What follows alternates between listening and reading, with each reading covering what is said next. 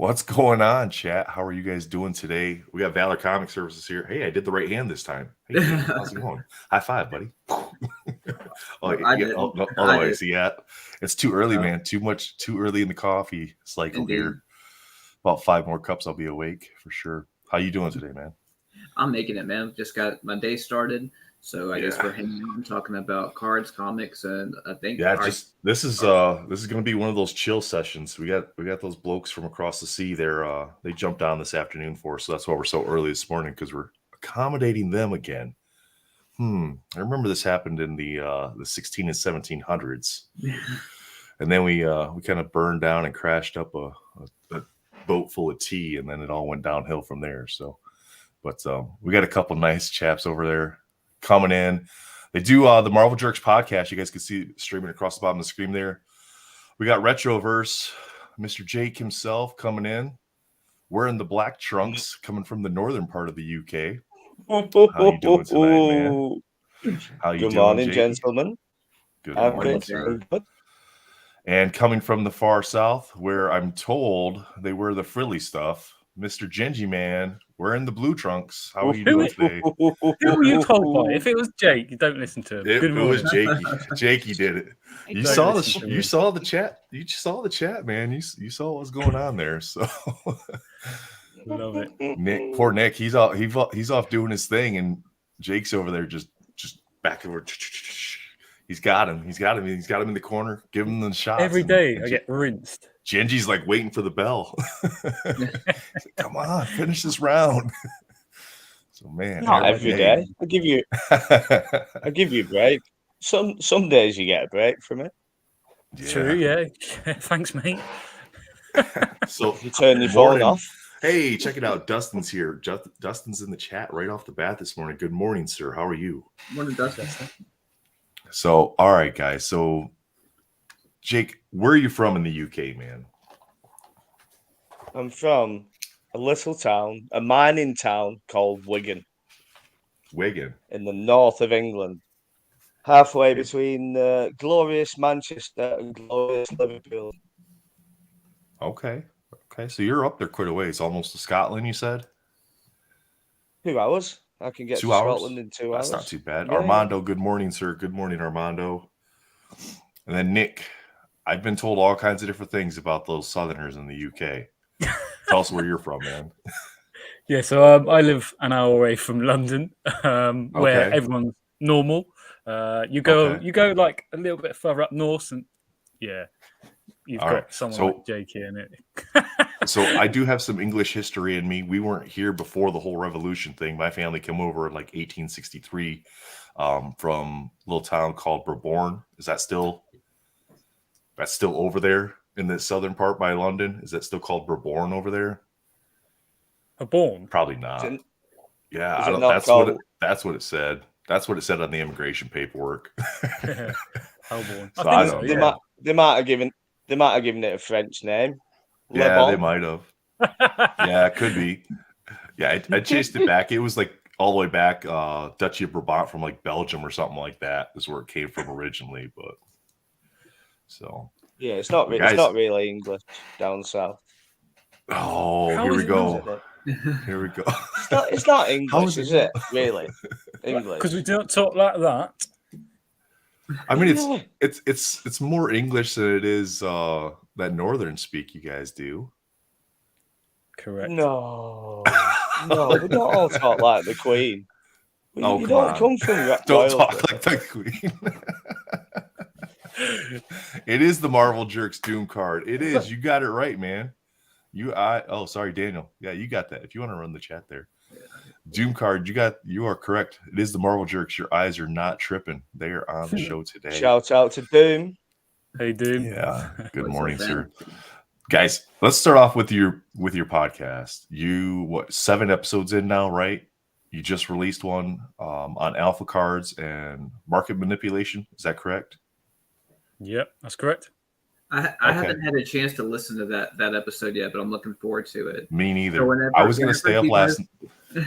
Whenever you guys were coming up with that title, where you're like, well, that's probably going to offend someone, or it might stir the pot. Was that intentional? Whenever you did that, Like, did you think about any kind of repercussions that could be coming from it, or were you just like, all right, No.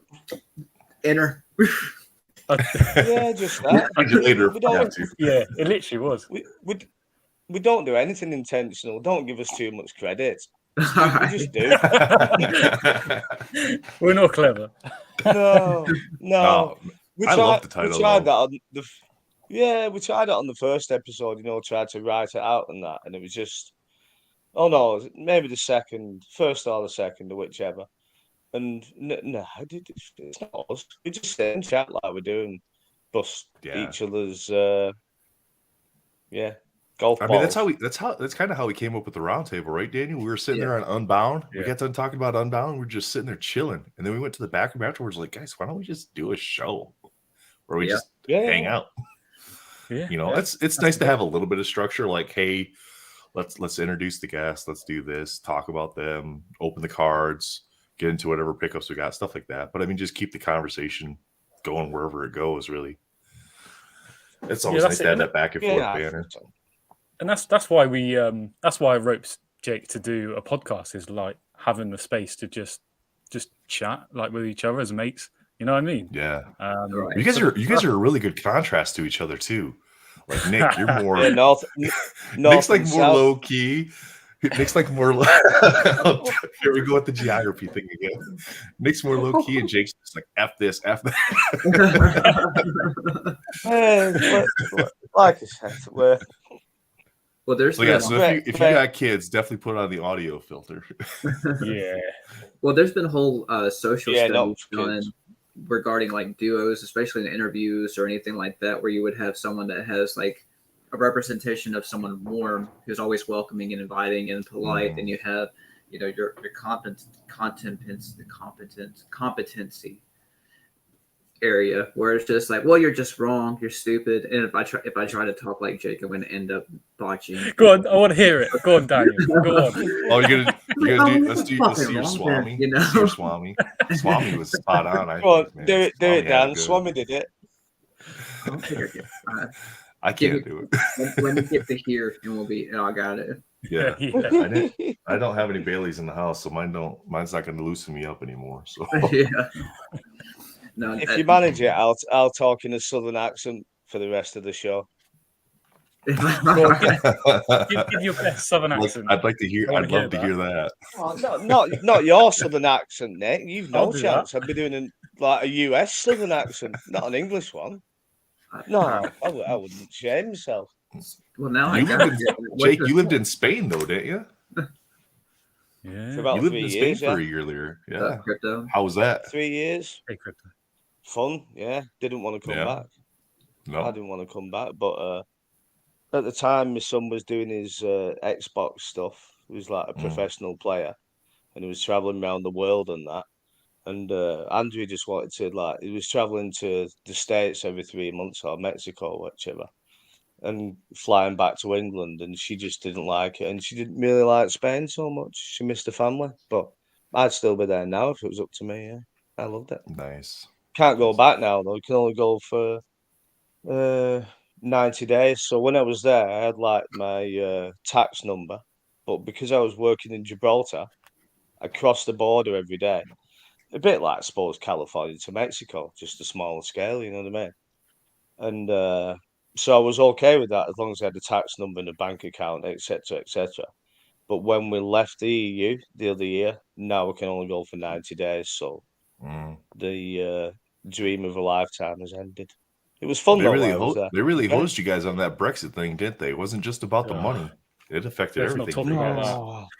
It's an absolute joke. I don't know. Sounds like we should talk about that. Well, it's people like Nick, isn't it? You know. What do you mean? People like Nick didn't vote for it, mate.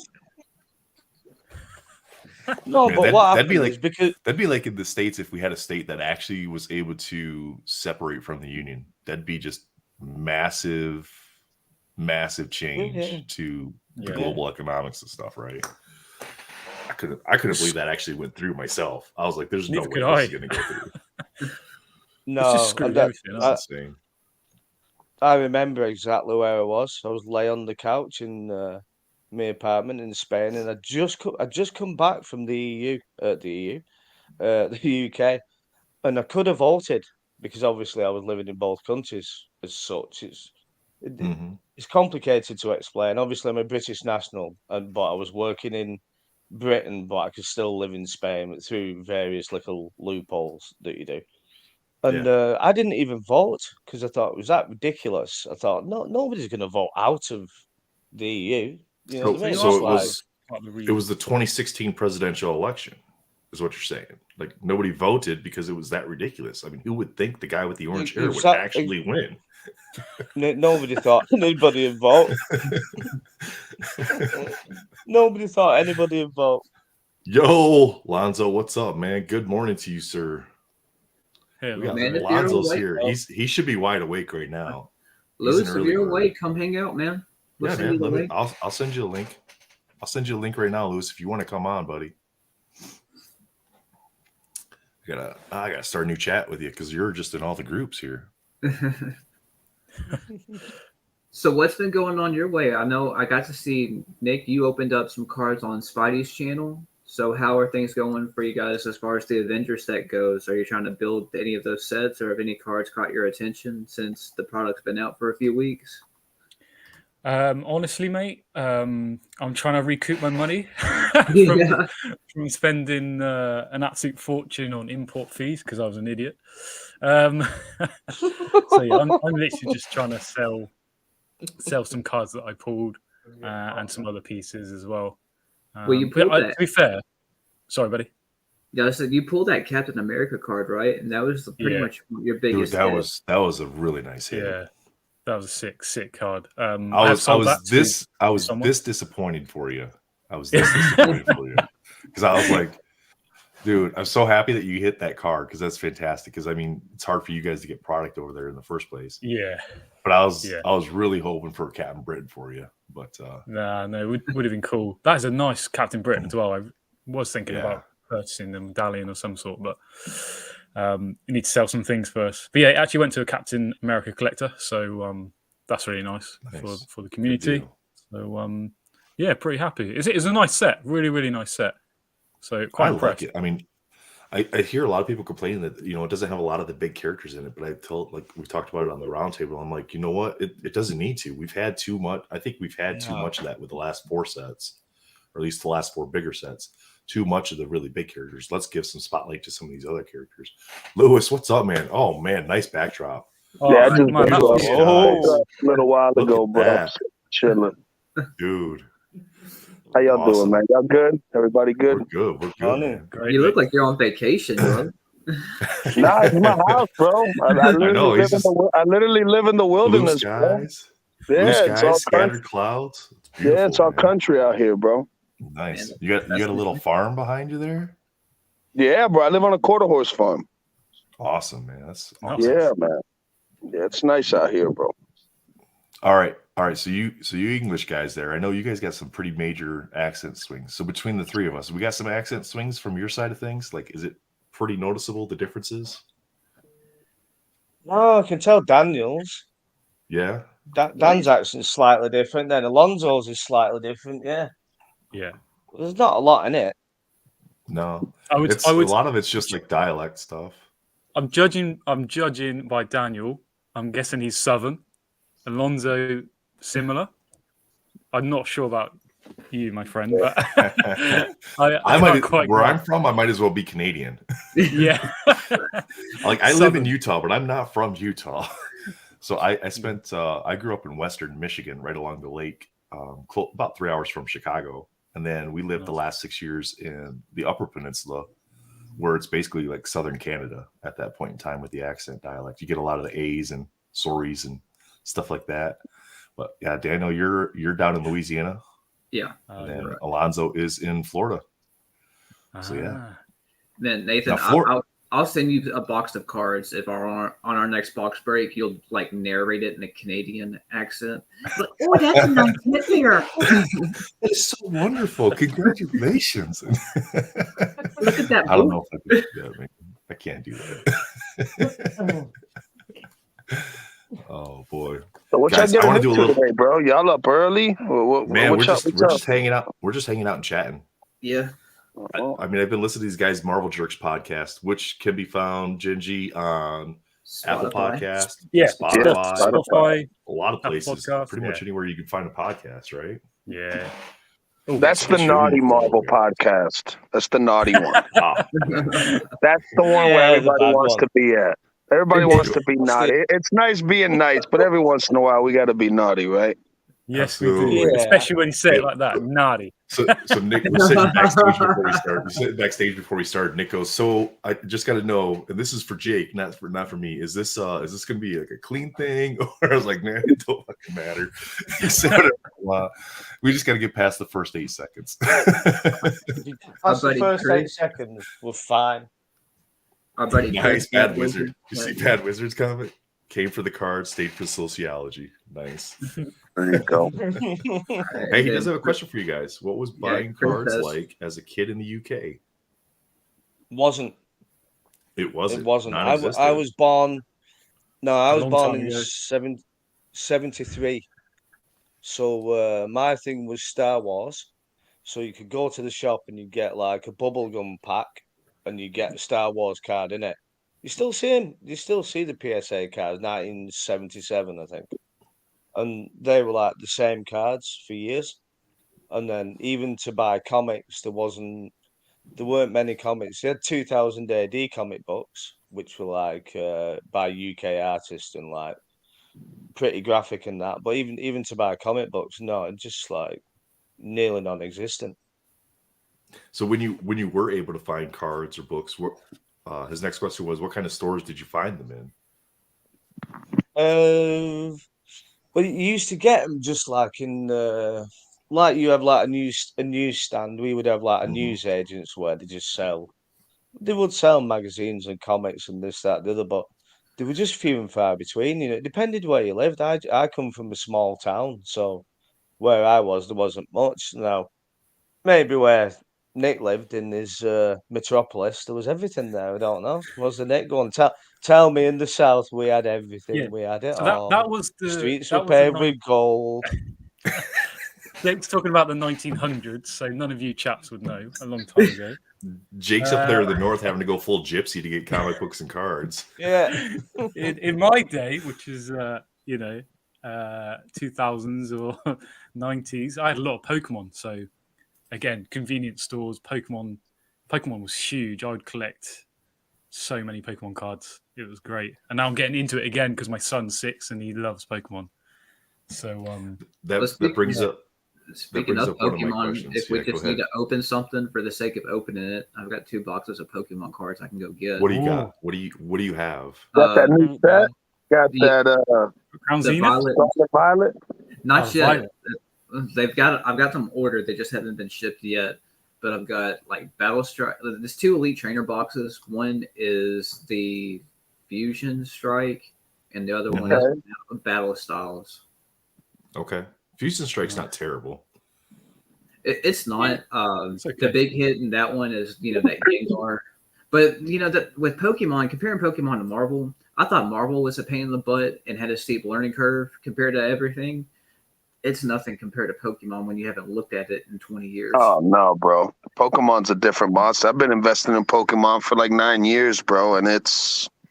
Dude. Pokemon is the king of trading cards, man. No one can deny it. If you say otherwise... Yeah, you don't even know what you're talking about. Like, even sports, it's like Pokemon's bigger than all that shit. Well, that's why I'm in a Pokemon right now, because I did Louisiana Comic-Con a few weeks ago, and like we moved comics, we moved collectibles, and like it was a good time. It was about average. It wasn't our best show, but it wasn't our worst show. But the dude that I partnered up with, he did 3 times our cumulative numbers just in Pokemon cards. Oh yeah, dude. I got into Marvel hard because of Pokemon, dude. Really? I moved about. I went on a rampage about 4 years ago buying vintage, boxes. Like I concentrated mainly on like the Gold Star sets, like the early EX era, and bought a lot of WotC and stuff like that. So I just stashed all of it, and then when the market blew up, I started thinking so.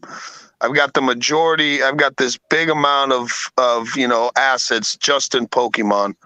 I want to shift some of it and put it into other things because it's never really good to leave all your eggs in one basket. It's always nice to have, multiple avenues, either of investing or, just being engaged because you kind of get bored after you're into one thing for so long, you get drained, you get tired of it, and you start searching for new things. So I literally just sold, about 8 to 10 vintage boxes. And I just invested in Marvel, just haven't stopped. But I also sell a lot of Pokemon, dude. That's like one of my main things. Mm-hmm. So I grade probably close to 1,000 Pokemon cards through PSA every month. Jeez, and so are you I open a lot of product. Especially Japanese product. I've sort of focused more of my time on Japanese just because the print runs are way smaller than the massive mega print runs that they do for modern English. So the Japanese product's a little bit more difficult to find. If you don't have somebody in Japan buying it, you're paying crazy markup prices on it. We'll make Jake big real quick. So bro. That's a banger. Here we go. Is that VMAX Climax or is that Shiny Star V? All right, it sounds like you're selling Shiny Star V. What is Shiny Star V? Yeah, that's a premium set. That's the hit. Yeah. Okay. Yeah. That's the import, right? That's the Japanese version. No, that's the truth. Yeah, so we got to remember, Japanese is first. We're the import. Yeah. Yeah. Straight up, dude. Like Pokemon is not an English and American market. That's a Japanese brand. We're lucky that know what I mean. But they take a couple of the Japanese sets to make the American set, right? Correct. Yeah. Can I show you? And Japanese products always better. Everything's always better. See that? Oh yeah, the Mew. Oh, bro. You just made a post on that card on your Instagram, didn't you, Jay? Yeah, but look at the difference. All right. I'm gonna go get Pokemon cards. I'll be right back. You see him, Nick? You see him over here? You know what's coming up next, Nick. He's gonna start showing all those cards that ended up missing in that package now. Like, look at this one I got. If he does, I'm gonna lose my. But can you see the difference?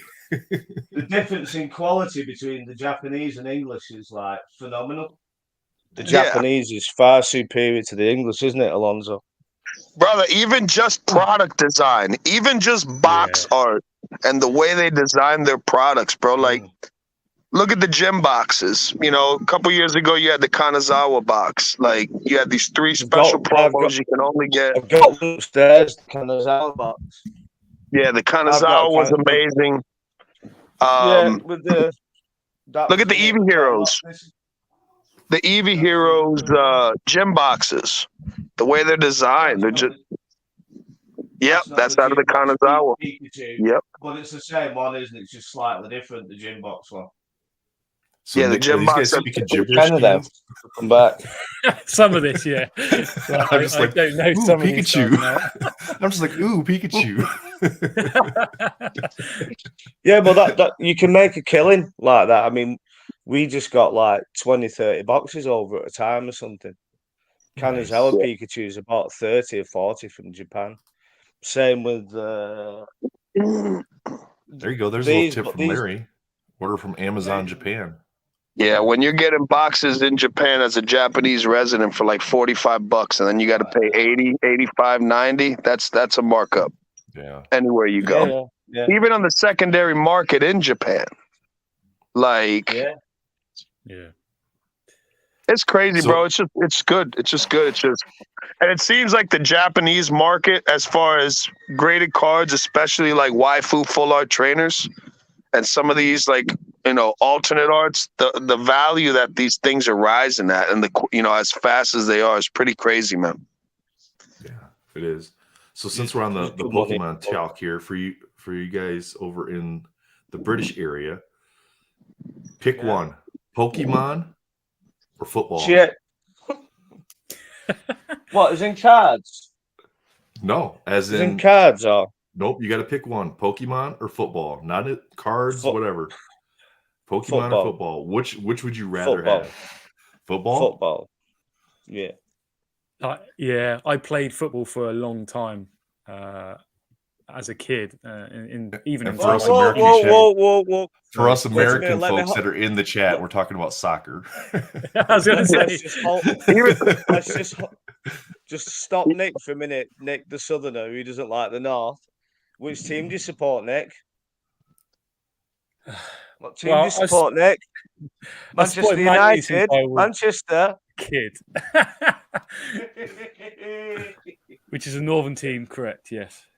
Yeah, Top Son card ass. Yeah, dude, I collected, bought, sold all that anime collection, the graffiti sets, the Orange Island sets, the Top Son red and green set. You had the VS Top Son 97. Like that stuff's all the card ass stuff is the jam, bro. That's the old school stuff. That's all like I think first series of Top Son was 96 or 95. It was 96 because then the 97, if I'm not mistaken, was the red and green set. Hey, right? Yeah, it was. Yeah. I'm gonna say this real quick. I've got something you might like here, Alonso. You might like this. If you're up and around, walk over and we'll open up ETB. What you got there, bro? What you got? You like this?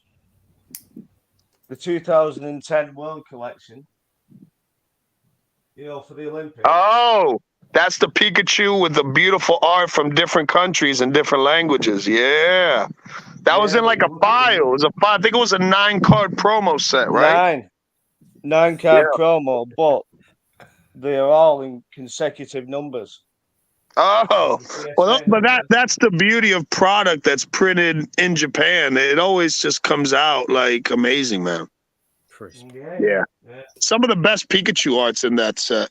There's one card that's just ridiculous. I forgot what country it is. It may have been Italy.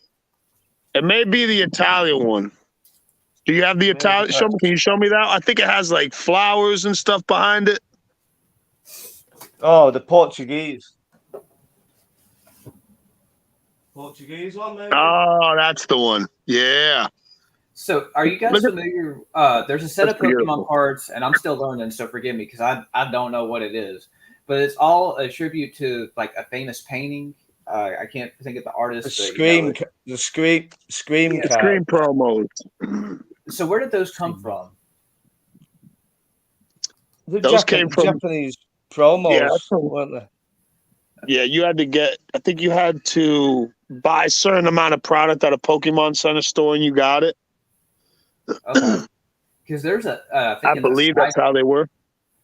There's a Marvel Scream. There's a Marvel Scream card as well, Dan. That's from Claire, isn't it? Where they had started doing all the homages to the paintings.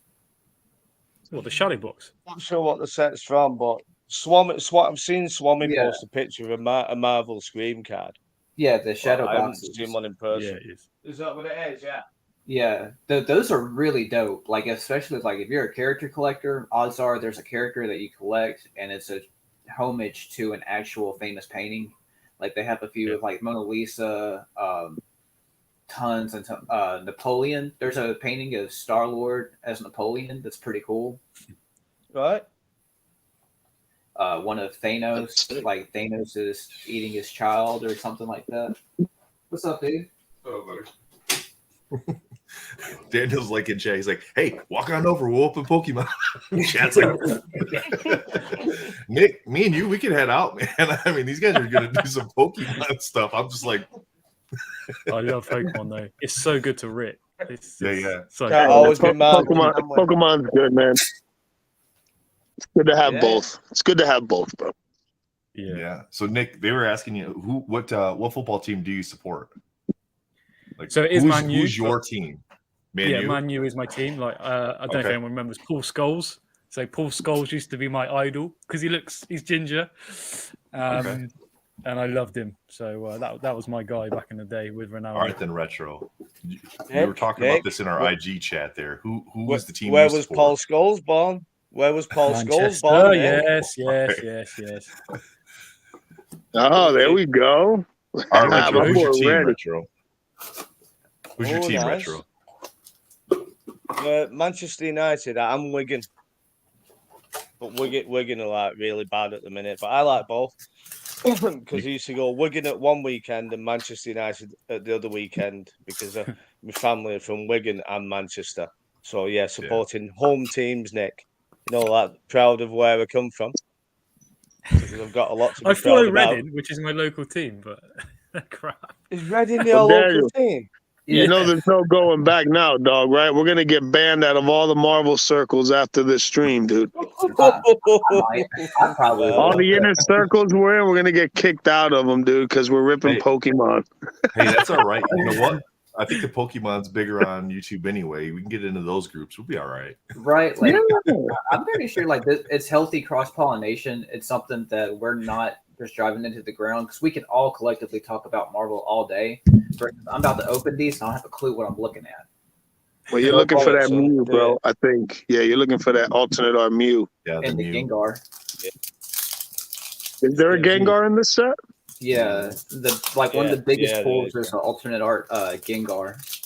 Oh snap! You're right. You're right. See that now. This is the beauty of Japanese when we're talking about the difference between Japanese and English. It's a prime example. That Gengar in a 10 is probably $100 card, maybe a little more. Though, so you pull that out of a box. Now the way they did it for the Japanese is they sold starter decks. They sold a Gengar VMAX starter decks. And seeded randomly through the starter decks, they had incorporated the alternate art version. So you had to open the decks to see if you pulled it to get lucky.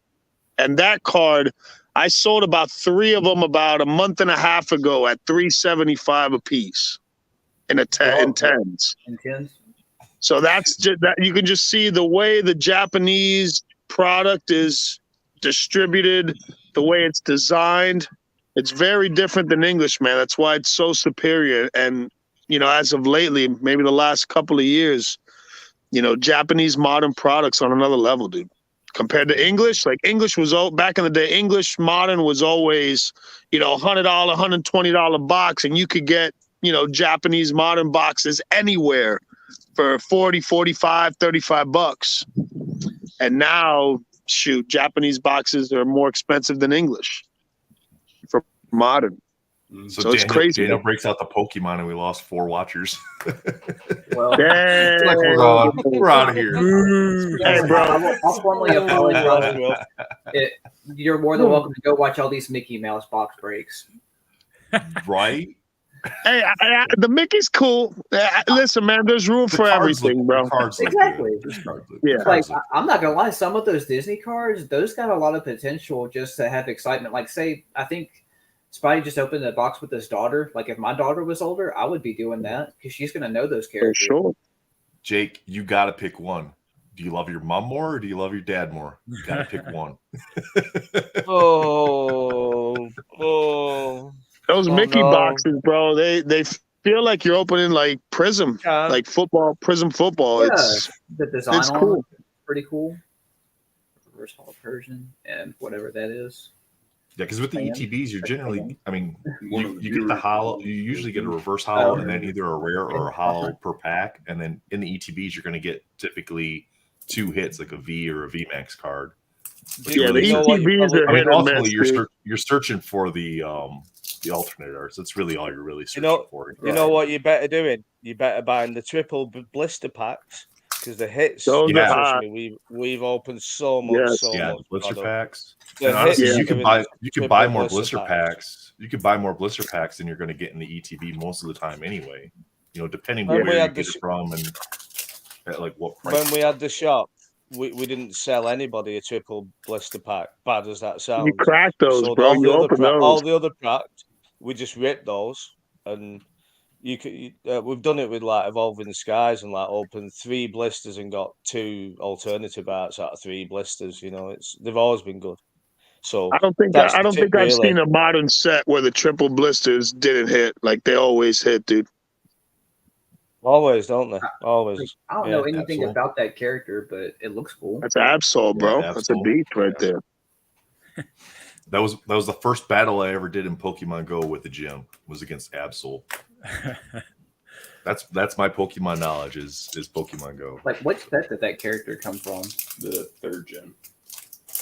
See, after the second gen that had Lugia and Ho-Ho and all of them, I don't know anything. Yeah, I'm the same. Oh, no, bro, you were part of the first two important generations, so that's all that matters. Yeah. Monster in the Iron Mask says for you guys' football there, you have multiple teams or clubs you can cheer for. Unless it's Man U and Man City. You can't cheer for both of them, right? No, that's the line. That's the line. You got to pick one or the other there. No. Yeah. Hollow Grimmsnarl. That doesn't look bad. It's a cool looking card. No, yeah, the hollows look nice. I like the foiling to them. The new series is going to be better because they got rid of that yellow border, man. Yeah, the silver border. Yeah, now it's more. It's not exactly like the Japanese way, but they're improving it, man. They're definitely improving it. They're doing some different things to it. It looks good. It's going to be good. Armando says he collected Yu-Gi-Oh for a second back in the day. Yu-Gi-Oh was my jam, but more of like the show. Like I never really collected the cards, but the show was pretty flower. I remember when I was a kid, it was popping. Man, I was homeschooled growing up, and I was really into Yu-Gi-Oh because I would build decks and battle, like go to Books Million and play. And I was really good at it just because of the quick basic math that came from it. Yeah. But being homeschooled, that's all I did too.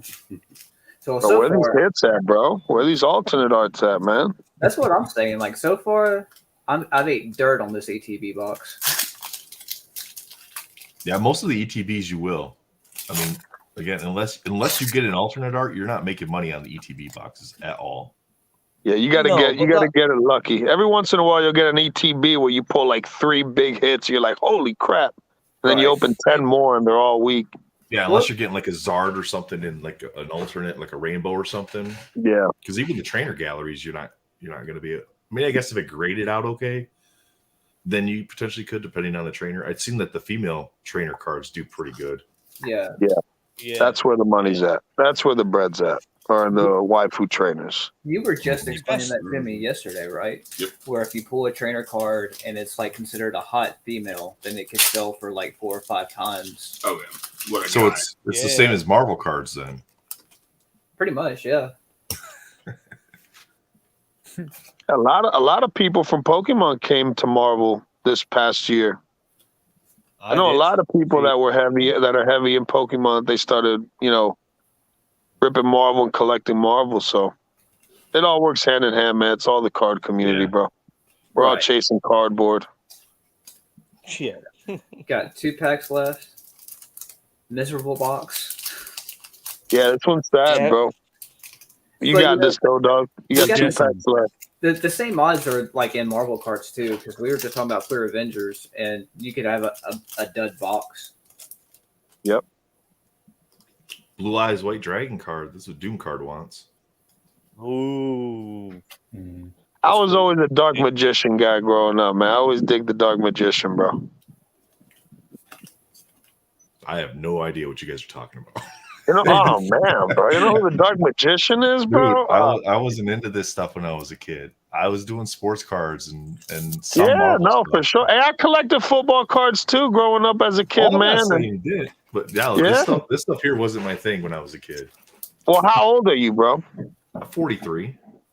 43. So you're 7 years. You're 7 years older than me. Okay, yeah. That's about right then. That makes sense because Pokemon came out 96 in America. No, 99. Came out in 95 in Japan. Yeah, see, I had already graduated high school. I wasn't getting into Pokemon cards.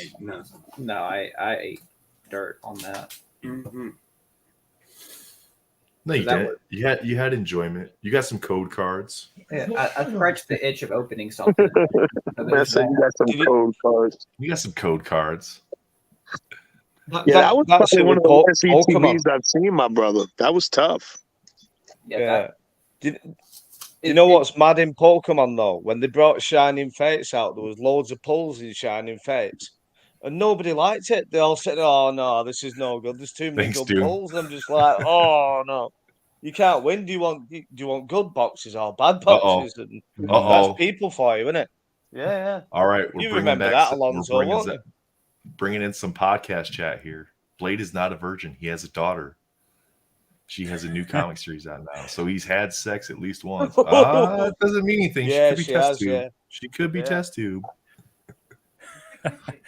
Lab grown. Yeah, what's the name of that comic, Dan? The Blade comic.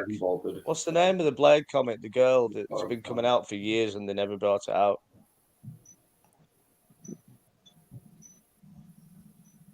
You hear me, Dan? No. What was the question? Blade comic that's coming out, Blade's daughter. Bloodline. What's the name of the comic? Bloodlines, that's it. Yeah, Bloodline's daughter. What do you think about it coming out? Do you think it'll be big? Do you think it'll be... It's about the same thing as X-23 or any of the other new iterations of characters. They're just trying to have a girl version of a popular character, you know, have it for new eyes, try to bring in a new audience that may be fans. It's Marvel throwing stuff at a wall to see if it's going to stick. Yeah. Worst case scenario, she falls into like a time zone or something and you never see her again. Yeah. Right, I'll see you after a while, bud. X-23 sticking though. X-23 is. Sure is. No. What? I think now that they're calling her X-23, right? Well, some of the books they got her still as Wolverine. Yeah, well, she is later on, isn't she? The all new Wolverine. Yeah. So that brings me to my next question then. Who wins in a fight? Nick and Jake. X-23 or Storm? Not you guys. Oh, me. X-23 or Storm? Who wins in a fight? I'll knock you out. I'm going with Storm, bro. Storm will fly in the air. X-23 will never catch her. She can't catch her. She won't get her, will she? She'll just hit her ass with lightning bolts all day, just chilling. I don't know, man. It seems to me like all you gotta do is get Storm flying, and they can knock her out of the sky. You watch the animated series. Every time that girl's up in the air, she's getting knocked out of the sky by something. I'm like, just move, fly. Yeah. And what's with her having to verbally summon the elements? She just by the time she's done all that fancy stuff, you know, like Nick does. In fact, our characters are perfect. So you got Nick with Storm, and he's got, right, I'm going to make a big scene. I'm from down south, and everybody look at me and watch me first. And by the time you've done it, like X-23, like a northern bloke, just go boom, and he's gone. You're on the floor then, talking about jelly deals and pie and mash and whatever else is from London. Sam Smith, Adele. Oh no! Here we go. Here we go. How can you compare? This is turning into something else, bro. I'm just gonna sit back and watch this, man. Nick, your rebuttal. Well, the thumbnail did say "Battle of the Brits," so Nick, your rebuttal. Sam Smith, mate. Like, come on, you can pick anyone you like, but you can't compare me with that shit. I thought about London, and the first two celebrities I thought are Sam Smith and Adele. Why? Which Adele's cool, right? But yeah, but Sam Smith, like, what's that got to do? I don't know. The first thing I think of, like, southern people, Sam Smith. I mean, when you've got Gandalf, Ian McKellen, he was from Wigan, from my hometown. Stan Laurel from Laurel and Hardy was from round the corner. And I just think, well, who's Nick got? Oh, Sam Smith, yeah. Sean Bean is from up my end as well. Who is there from London? Who is there from London? You know, he did compare himself to Braveheart, didn't he? Jakey did. He compared himself to Braveheart. He said, I'm like Braveheart. And Nick's like Adele. I'm like, what?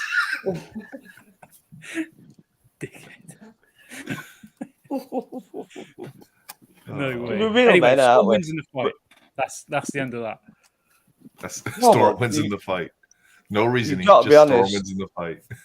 By the time she's done all that fancy stuff and said all the words and all that X-23 would have cleaned her out. Nah, mate. You don't think X-23 can't fly, dog. What you gonna do? Throw rocks at him? She won't need to, Alonso. What she'll do first is she'll stand up, she'll say, oh, Nick, I love Nick, he's my little southern gem. And she'll walk around and prance about and put a Sam Smith suit on or whatever she does, and she'll have been done. She'll be walloped by Laura. Gone. You think so? I don't know, bro. I think Storm's cautious, dog. I think she'll take up to the air pretty quick. She knows that's her advantage. Right. It seems like it'd be easy, just like tornado. Tornado. Now, let's compare Scarlet Witch to Storm. I think that's a better comparison, because no, it's not. Scarlet Witch would destroy her. You think so? Yeah. Everybody. Yeah. Scarlet Witch is so powerful; it's ridiculous. Yeah, but it's hard to compare a character that can fly to a character that can't. Both of them can fly. But Scarlet Witch could just tear her apart. No, X-23 can't fly, bro. In what comic? I thought you were comparing Scarlet Witch. No. All I'm saying is you got to compare characters. I think that can fly type deal. You know what I mean? So then you got to go like Rogue versus Storm at that point in time. Okay, that's probably better. Yeah, that's more realistic because Scarlet Witch could just stand on the ground, stick Storm in some alternate reality, and call it good. You're right. True. She go sit at the beach drinking her toddy. Sort of like, where the hell basically, Nick, you're going to have Honey Badger. That's her with the one claw, Scout, like the little claw. Squirrel girl. Have to be you, mate. Squirrel girl, that's the other one you got to go for. There you go. Here's someone. Storm was trained with Wolverine, so she knows how to handle a Wolverine clone. True story. Yeah, but she's too busy looking after herself, putting the makeup on and this, that, the other. What female character would you say is top out of all the characters? Who's top for female characters? At the minute? Anything. Like powerful? X-23 at the minute. Powerful, popular? Do you mean for cards or... Like anything, movies, cards, like which is the top female character? Do you want to get into my little game that I play at work? Can I say this? The celebrity slot game. There you go. Can I say that? I've said it anyway. I'd say it's probably got to be like Phoenix or Scarlet Witch. Jean Grey turns into Phoenix, but yeah, that probably like as far as like powerful, those are probably you'd have to narrow it down, like. Because you're talking are you talking popularity? Are you talking powers? Are you talking collectability? I think powers alone. Yeah. Okay. So that's power alone. How do you convert? Because I think the top female popular character is Spider-Gwen. Is it not Scarlet Witch? But not based on power. What? Not based on power. I mean, that's like no. If we're talking popularity, I'd say Spider-Gwen. Yeah. Oh, what are we on now? Yeah, power or popularity? Jake, I've got a question for you. Yeah. All right, female Marvel characters, marry, screw, or kill, and you'll narrow it down that way. See, Daniel went all polite. Daniel went all polite with it. Yeah. He went MSK instead of MFK. Marry, what, or kill? Say that again. Wait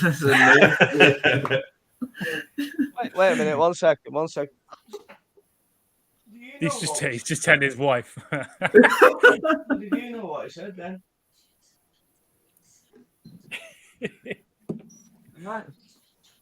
Sorry, she just said, "Oh, it's marry, snog, or kill." I'm like, "Hey, what? How does she even know what we're on about?" She's even being polite about it. Sorry, Daniel. That again, mate. Sorry. You're good. So, MSB Marvel characters. There you go. That would be a great poll to do, man. Is to like the top female characters by like power, popularity, design. That would be something cool to see what the community would choose. Right. Let's do it on Instagram later. See what happens. Yeah, that'd be a cool poll, man, to do, and just to get I'd love to see people's answers on that. You could go by power, popularity, character design, whatever you want to choose. That'd be fly, man. Yeah, his spidey sense might be tingling, but he's probably in church right now, so. That's where I'm supposed to be, but I can't hate on it. I think I might keep going off. My Wi-Fi might be messing up here. I can't tell. Keeps freezing. Uh-oh. Hey, so quick question, man. So, Valor, you're definitely not going to Orlando MegaCon next weekend, right? Not now, no. That thing's gonna be popping, bro. It's gonna be crazy, man. It really is, dude. I know, man. I wish you were coming, bro. I do too. Don't get me started. Is there any potential you might go to San Diego? Bro, I'm gonna be honest with you, bro. I've never been to Cali. I don't know, dude. I don't like to go too far, bro. Right. I get that. I've never been either, but I might have. I think you've got a better chance of maybe catching me at New York Comic Con than you do San Diego. But you probably won't catch me at either one of them, bro, to be honest with you. I don't really like to leave the house, bro. I'm like a dwarf, bro. I like to be under the mountain just chilling, you know? No, I get that. Bro. I don't like to leave my house, man. Other than doing videos with you guys throughout the week, we're homebodies. Yeah, Same. man. No, I just picked up a side gig doing breaking at one of the local shops. So I'm enjoying that, man. That's fun. Oh, that's fire. I'm trying to talk him into sports right now, but I'm trying to talk him into doing some Marvel stuff too. See if we can get some Marvel product in there, do some breaks from the store. That'll be awesome. I think that'd be a blast. Well, at the store that you're going to be working at, do they have Marvel cards? Not right now. It's mostly Pokemon. Like their primary allocation is Pokemon. Right. But because they're still a brand new store in that less than 2 years old. So to get into sports allocation is next to impossible, right? So they're buying from other people and then having to mark up to make any money off of it. So we're trying to build out the sports stuff, but we're looking at maybe doing some Marvel because that's a little easier to get into allocation wise too, as opposed to sports. So yeah, sports is a nightmare, dude. Because they break solely on Whatnot. So I mean, to get into some Marvel breaks on Whatnot, that's easy enough to get in there and run packs or boxes of stuff.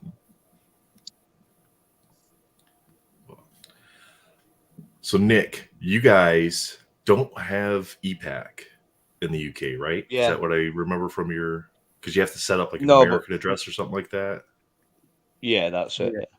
Yeah, you have to set up a random American address. Yeah, and then send your card that everyone's using. A pizza shop. You got to send your cards to the pizza shop when you send them home. Yeah, pretty much. Yeah. Mine's a pizza shop. Mine's a pizza shop in Florida. Yeah. Now from ComC, like if you transfer them to ComC, can you then ship them to yourself from ComC? Yeah. Yeah. But again, Okay. you pay. Obviously, you've got different options to ship, but you pay an import fee and all of that stuff, customs fee. Sorry. So is it just as high? Is it as high as if you were to buy like off of eBay for your import fee? Because it is your card, you're just shipping it from ComC at that point in time. Is those import fees just as high? Yeah, it's better to do bulk from what we've done, isn't it, Jake? To do bulk from ComC and then ship it in. But you've got to do a lot. I mean, the problem is, how do I explain? The only way you could possibly get around any of it, like, so when I send cards to PSA, PSA actually tell you what to do, and you put on, these are for assessment only, so these are my cards, and I've done it with customs forms before. So if you can work out a way of saying, these are my cards, I've just sent them somebody to look at, and they're sending them back, then we don't have to pay tax. But because it's got a paper trail to come see, then you've got to pay the tax. Now with the new grading that's there, is that kind of a loophole then where you could send them to CGC to grade and then send them to yourself? Because now you've sent them for assessment? I don't know, I don't know. That'd be interesting. Testing. We're testing. Testing? Nice. Yeah. I'm doing it all sorts of different things, yeah. Now you guys aren't doing Unbound, right? Just specific characters if they pop up? Yeah, like I've been going for the bigger characters if I get a pack, because normally it's loading and then I don't get a pack and then I get annoyed and I'm like, what's the point? Right. But I guess that's me. I don't know. You're a little bit better time zone for it though too, because that's later in the afternoon for you guys. So yeah, 5 p.m. our time. Yeah, makes it a little easier. I don't not that early morning stuff that we got to deal with. Yeah, it's the servers, isn't it? Because it's on the US server. It's hard for us to. Why I've struggled. Yeah, I just don't bother. I don't see. Gotta get a VPN. Yeah. Yeah. Get a VPN. But even then, you'll be in the US. Even if you do that, it still doesn't work. I mean, we have trouble enough as it is here by ourselves getting in there. That's a nightmare. Yeah, so you can imagine, us to try and get it. It's just like, so I don't bother. I don't want to not upset myself, but I just think it's something I can't have, and I can always get it from EPAC later on anyway, ComC or whichever. Anyway, I can't. Yeah. Just the cool And cards, the Facebook groups, dude. You literally just go into the Facebook groups and just buy them off people. Yeah, they're just there, like it's more. It's smarter to just go and buy. Like if you're chasing the achievements, bro, just better to just go in and buy the characters that are like the weaker tier. Just go in and buy all 4 that you need and move on. But like the good characters, you definitely want to try to go hard on packs. You know what I'm saying? So it's not hard. You guys could easily chase the achievements. Everybody sells them all. As soon as get that VPN sponsorship. Welcome to the Marvel Jerks podcast, brought to you by NordVPN. Yeah, can you imagine? Brought to you by bleep VPN. They'd probably be all over that because that's kind of like their thing. Like, where do you want to be in the world to access what you want to access? Yeah, from the pub. The podcast from the pub. So you guys just did a podcast. Your most recent one was on alpha cards and market manipulation, right? Yeah. Nice. And we all know Gingy, well, according to the world of YouTube and chat groups, Gingy is the number 1 market manipulator that's out there. No, I interview his top 10 every week. Lots of talk about that. Everybody's like, these aren't even the top grossing cards.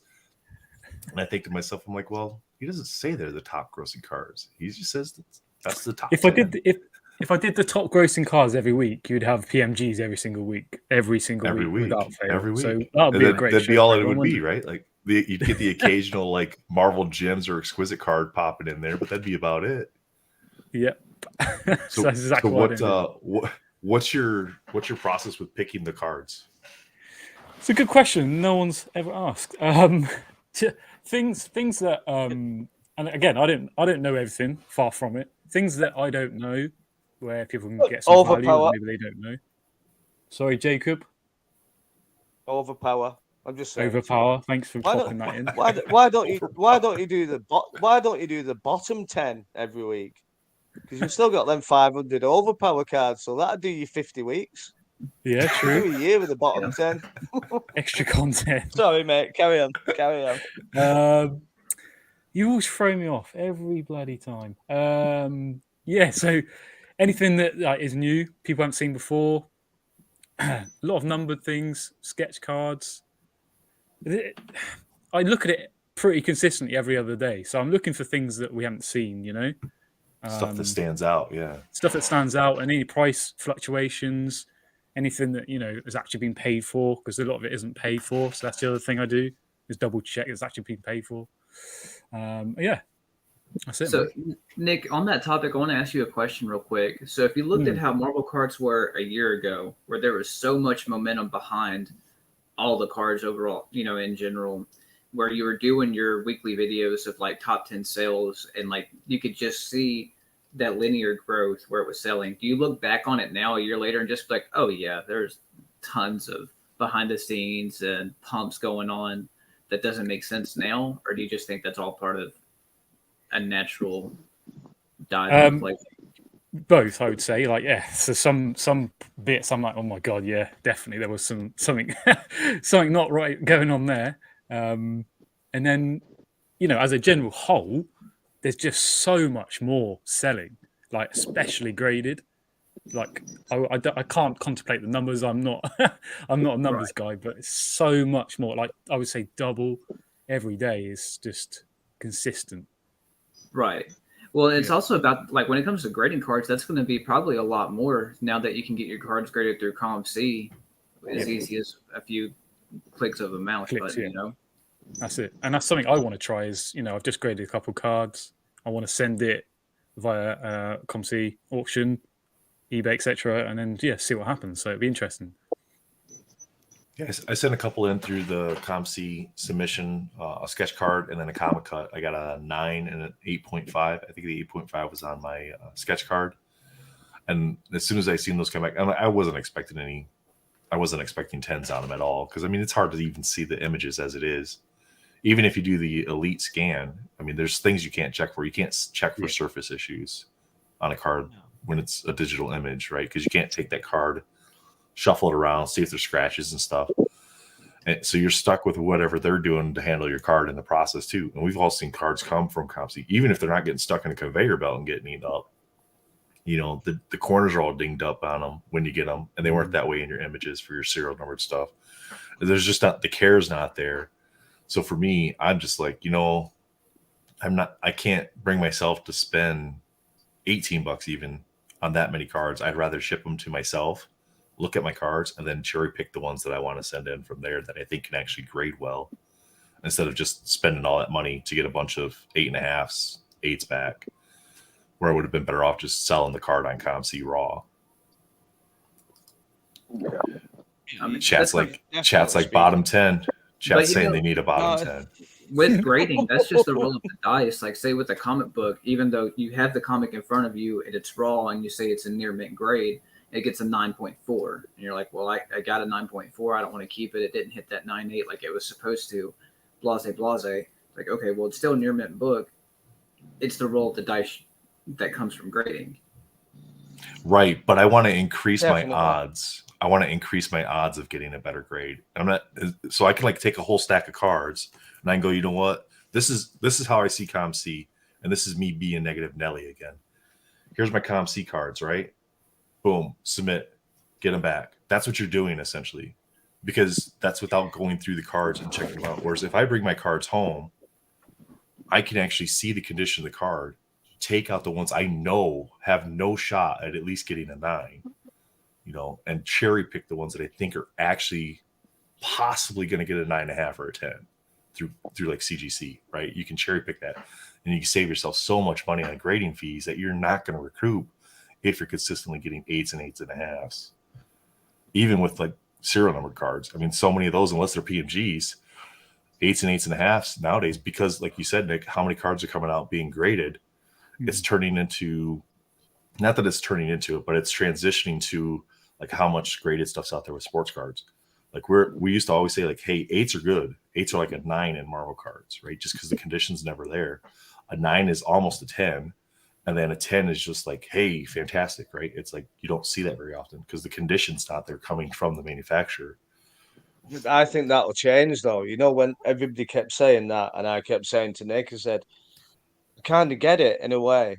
But what a lot of it is one, you've got people who don't know about grading. Two, there's not been so much graded. I said, as soon as there's more cards being graded, there'll be more 9s, there'll be more 10s just naturally.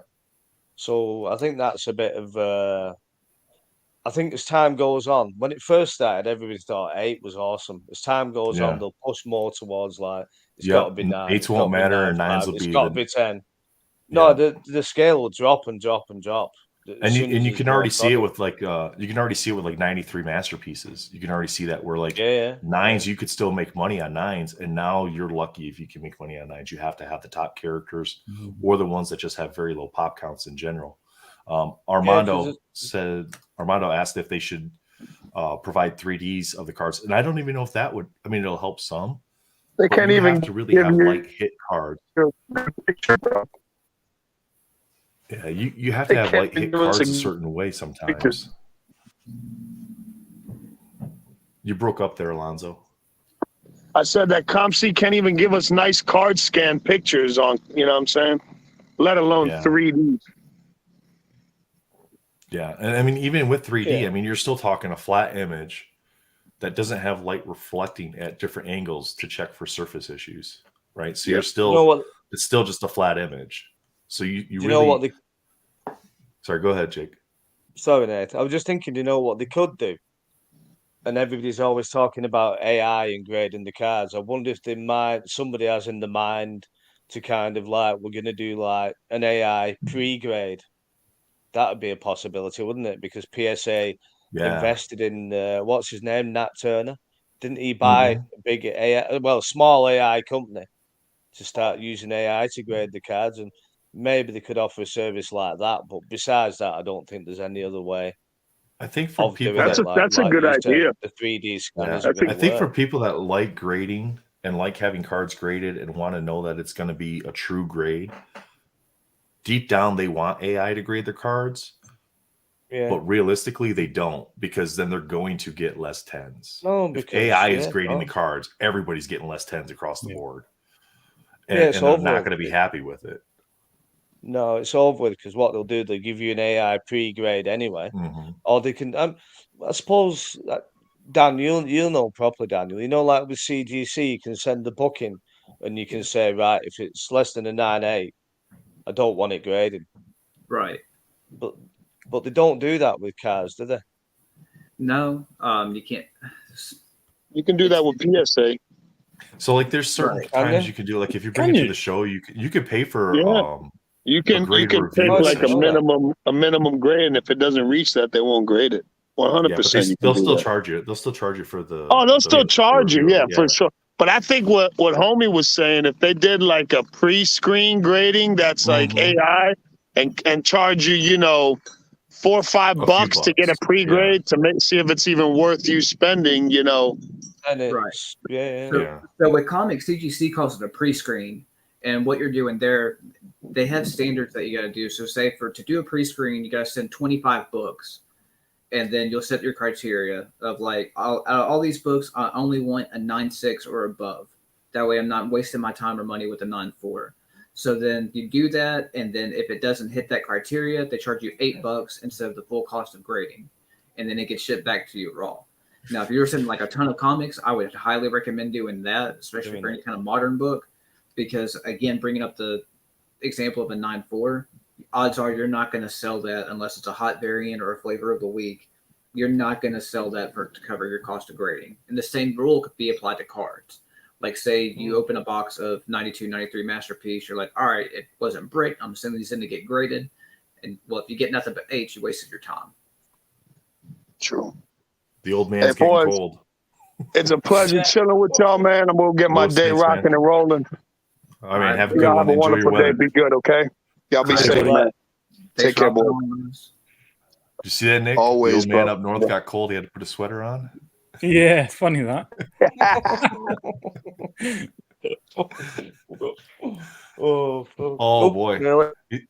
Yeah, but they could do that with their AI though, couldn't they? They could do like an AI pre-grade, but the only thing is then they get hammered on like, well, that AI said it was going to be a 9 and they got an 8, and so. Well, it's kind of the same thing with the comic pre-screening, right?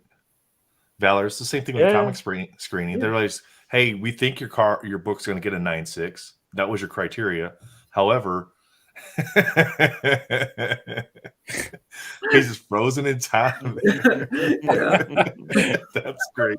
All right, chat, snap that one right there.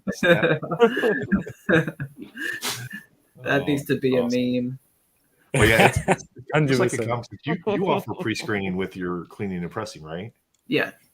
Yeah. So I mean, you guys send your books to Valor. He is still pre-screening, and it's an opinion on if you think that book's going to get that. But then the grader actually still has to look at the book. Right. So if you send it to CGC directly, they could pre-screen it, think it's going to be a 9.6, and then the grader gets it and they go, nope, it's a 9.4. Right. And then now you get a 9.4 even though you didn't want a 9.4. Yeah, and like say whenever it comes to clients giving me books and what grade are you going to get? I avoid giving a number grade as much as possible because of that, because grading is all human interpretation. The way I'm looking at it is going to be different from someone else, because I've been told countless times that I'm a hard ass grader because I'll look at a book and be like, man, that's about a 9.2, and it gets 9.6. See, but I'd rather have somebody that's overly cautious with the grades that they're estimating on it, like yourself, where you're harder on the card. And I do the same thing when I'm looking at my cards to send in the grade. I don't like getting a bunch of 8s and 7s and 9s back. So I want to be overly cautious on the cards. Like, even if it's got a little tiny bit of white on the corner, I don't want to send the card in because I'm like, I don't want to waste the money on it. You know, I'd rather just keep it raw and keep it in my stack of cards. So it's kind of the same process there. I do think hello, go on. No, I was messaging Daniel the other day and was having a conversation about 9.8s and that. Wow. That's a beautiful Psylocke book. Nice. Sweet. Can you see how the spine's just like a mess. Oh yeah. Whitening, Pick it up on camera. Yeah. Yeah, it's showing up. So with that, those bindery tears, a lot of that can happen in production, and most time they don't count that against the grade. So they're taking into account manufacturing issues. Right. Yeah. Whereas like in the card world, unless it's let's use Scandel's green PMG that he got dinged on the score because the stamp from the serial number actually made an indentation on the front of the card or a protrusion on the front of the card, right? Yes, it's a manufacturing issue, but it's not consistent across a large array of the cards. So they're not taking it into account with the grade, even though they probably should a little bit, right? I think with sports cards, comic book cards, whatever it is, where they take that into account is when it's like Spider-Man metal base cards. The backs of them are trashed a lot of times on the edges. So some of the grading card companies like CGC will take that into account because that is a massive across the product run issue, not just a one-off. I was going to say, Daniel, your 75th cards, I don't know if you've graded any of them yet, but if they're with CGC, they should take them into account because they're cut slightly different, aren't they? Right. So like they should take that into account. Yeah. Like centering shouldn't be like I have gotten higher grades on them than I thought I would. Like eventually I'm going to grade that set, but I've graded probably 10 of them so far. Yeah. And they average about an 8.5 to a 9, just depending. That's really good. I'm not mad, I promise. Yeah, that's good. Nice. I've actually got the Captain Britain 75th getting graded right now. Yeah, nice. I love that card. I need to get myself another copy somewhere. Well, it's bound to be cheap. No one else wants it. I just need the X23. I want the X23. The X23 is a beautiful card. Justin had got his back from grading. Yeah, I think I've seen it. Yeah, I think it's on Comc. Yeah, it's too low of a grade for me. I haven't looked at the card properly, but I looked a bit and I just thought, not that I'm a grade snob. Like that Psylocke there, I don't know whether I want to keep that Psylocke because I just don't like the look of it, because I can see all that on the spine and I'm just like, I don't want that now. If it doesn't look good, I don't want it personally. Right. That's just me. No, and that makes total sense. You have some people that prefer, I don't care how it looks, I just want the grade to be X versus like, I can, like, I'm like that with some comics. Like, I can see a bend or a crease that I can't unsee, So from there, I'm like, well, do I want to keep it? Because clearly I'm not happy with it. And at that point, now I'm in a toxic relationship with this. I'm coming home, I look at it, I say I love it, but I don't really mean it. Slap it about.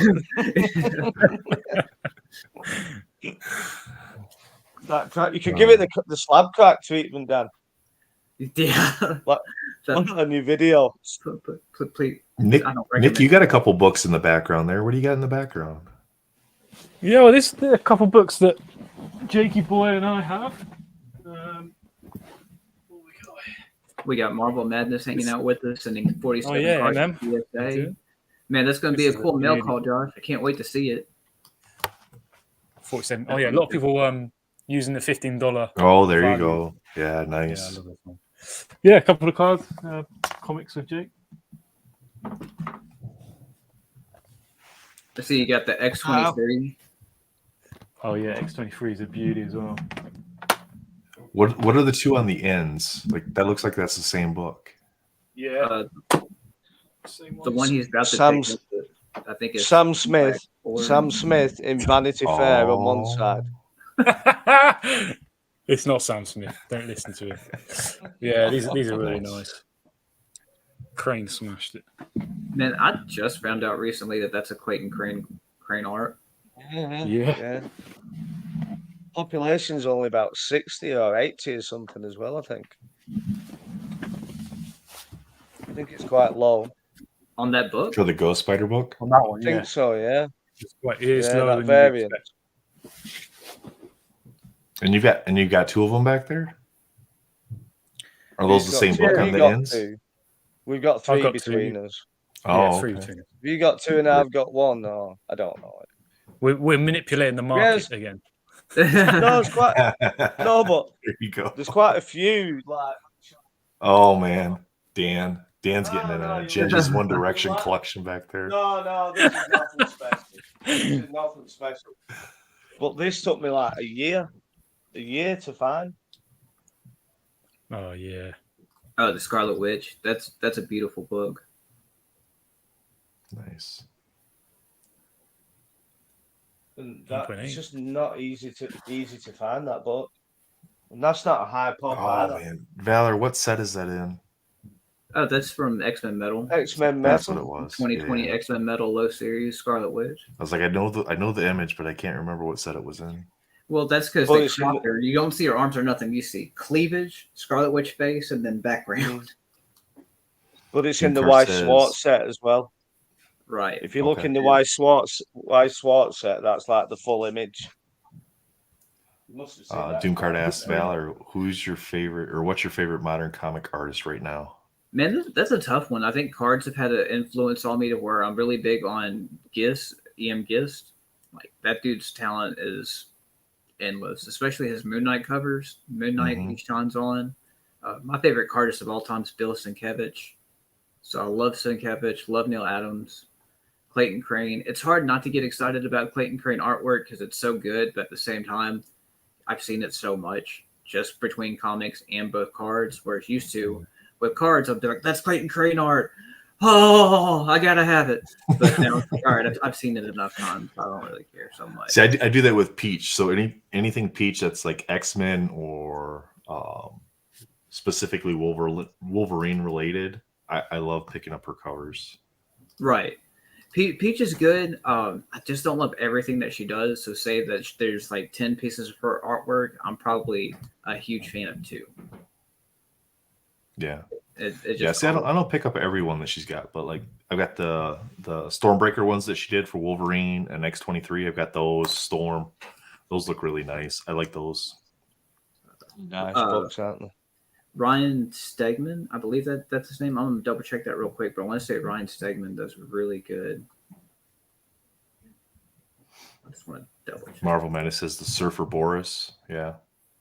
Yeah. Oh, for his submissions. He sent it in the Marvel Hero stickers. Nice.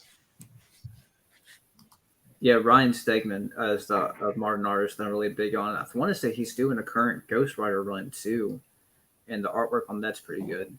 Like with Ryan Stegman, they also did King in Black and a lot of the Venom series that introduced Null. So his is pretty dope. I want to open chat up to questions for Gingy and Retro. If you guys got any questions for these guys, drop it in the chat. We'll get them some answers here. But I got to know, since you shared that card, Retro. What card? Beckham or Ronaldo? Oh, yeah. That. Beckham or Ronaldo? Who's your favorite? Ronaldo. Ronaldo? Has to be Ronaldo, yeah. As a player, more talented. I didn't ask who the best was. So you're choosing my favorite. Yeah, I just Beckham or Ronaldo. Oh, Beckham then. Yeah, I was gonna say Beckham. You guys are all about hometown boys, and you're over here. You're picking the Portuguese guy. Yeah. Well, even David Beckham, even though David Beckham was from London, he grew up in Preston near me. He fled London when he was like 14. Just came up north. He's like, we out. Yeah, it's true. Yeah, just came up north. I've got to go up north. It's no good down here. Doom Card asks, Doom or Surfer? Doom. In what sense? He's cooler. Doom's cooler? badass. Yeah. Marvel Madness says Lionel Messi is his son's favorite, but likes Ronaldo. Yeah, too, Messi's better. Josh, I hit that one in my first soccer break yesterday as a free giveaway pack. Lionel Messi out of 199. Hit that in a giveaway pack after my first soccer break, about $400. Oh wow! Out of a blaster pack, craziness. Yeah, that's madness, isn't it? You think Messi's got another World Cup in him? No, nah, man. 4 years from now? No, I think he should. No. I mean, I think he could play, but I think he's done what he needs to do. Surely, yeah, he's accomplished everything he needs to accomplish. Yeah. Apart from playing the Premier League, but anyway, it's up to him. Well, I guess the MLS is trying to bring him in too. So yeah, that might be what happens. He might actually do that. That'd be a sensible thing for him to do as well. Yeah, if he plays for Beckham, whereas Beckham's club is in Florida, isn't it? I don't know which club he owns. I'm not into the MLS. I just hear the sports news. No, there's building a stadium in Florida, wasn't he, Beckham?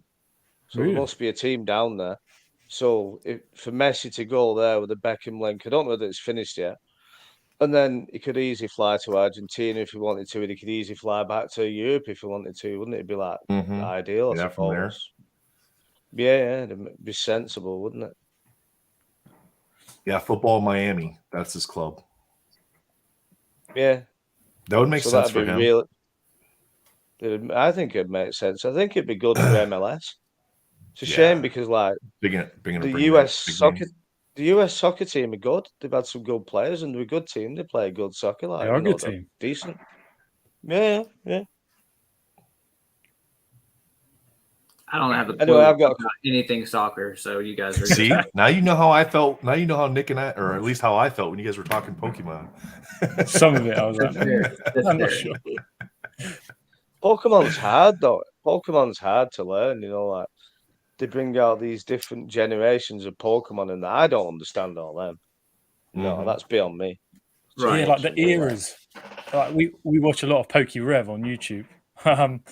But I still don't understand. I watch him open packs. He's like, "Oh, this is part of this era." I'm like, "What? What era? What sets are in which eras?" Don't know. Yeah, it's a different level Pokemon. Yeah. And they bring different generations out. Well, not all the time, but it's not like in Marvel. Like the characters are there, aren't they? Most people know a good chunk of the characters, even in the comic books. Most people, even if you don't know much about comics, you could go out and find a nice slab and think, "Oh, I know that character really easily," and pick it up, couldn't you? Yeah, that's why I'm surprised cards don't do so well, because they'd be so accessible to so many people, wouldn't they? I don't get it really.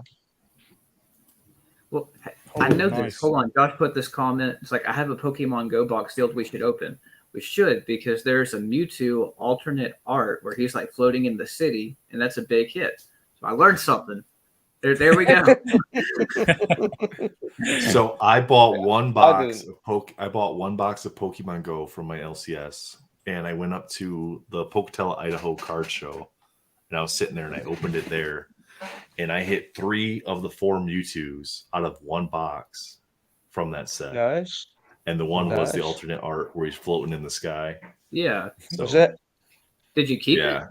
No, I sold it right there at the show because I turned around and bought some sketch cards. I was like, "It's gone." There was some nice Wolverine sketch cards there, so I picked up a couple Wolverine sketch cards instead. That I'd rather have Mewtwo. What show was that? Pocatello, Idaho. There's a small casino up there, so we did a small show up there. It's probably 3-4 hours from where I'm at. So I haven't done shows in a while. It's been a little bit. You guys ever do card shows out by you? Do they have them out by you in the UK? Yeah, there's a few. Yeah. There's a few near you, isn't there, Jake? And a few near me now. Yeah, there's a few up north. Yeah, I think there's. You know what that sounds like, London, Daniel? Isn't there? What? Sounds like a business trip. There's one every 3 months up north. That sounds like a business trip to London, me, isn't it? To the UK. Yeah. Hell yeah! London card that show. Sounds like a business. It's all tax write-off, man. Business trip. You got to go explore the UK, see if there's anything you want to buy. So here's the thing about business write-offs. I totally get it, but you have to have the money to be able to write it off. True story. True story. Yeah. Like you can put on a credit card, but if you can't pay for that credit card payment next month, let's just get Spidey to spot us and everything's too expensive here anyway. Everything's be better too expensive. We'll be better off building our own convention here and flying them here. It'd be cheaper. Yeah, it would. Yeah. And like we could do that. We could just use all of our resources, have a central location in America, not Louisiana, because that would be ridiculous. But like how Heroes Con is in North Carolina, where like all the big card guys go and show up, it'd be easier for us to just organize that and get everyone together for one big like Marvel thing. So Nick, I know you've been to the States like this past year, right? You came for one of the Dallas card shows either last year or the year before. Yeah. Jake, when was the last time you came to the States? Or have you been? Andrea, when did you last go to America? The old man can't remember. He's got to ask the wife. See what I have to put up with, guys. It's unreal. Moan's about me. We don't know. We think 2008. Well, then you might as well have Andrea on the podcast, Genji. Yeah. She's answering all the questions. Sorry, 2008. Just taking the piss. That's awesome. About Southern accents. 2008, yeah. Yeah, we need to make a trip. Like, we'll do it. We'll do it one day. It'll be really good. It'd be nice, as I was talking about on the podcast, like, it'd be nice to get a group of us together again, you know? Like, I think they did a couple of months ago, Marvel Madness. Yeah. I think you might have been there, Valor. Justin, etc. So it'd be nice to get a really big group together. Yeah.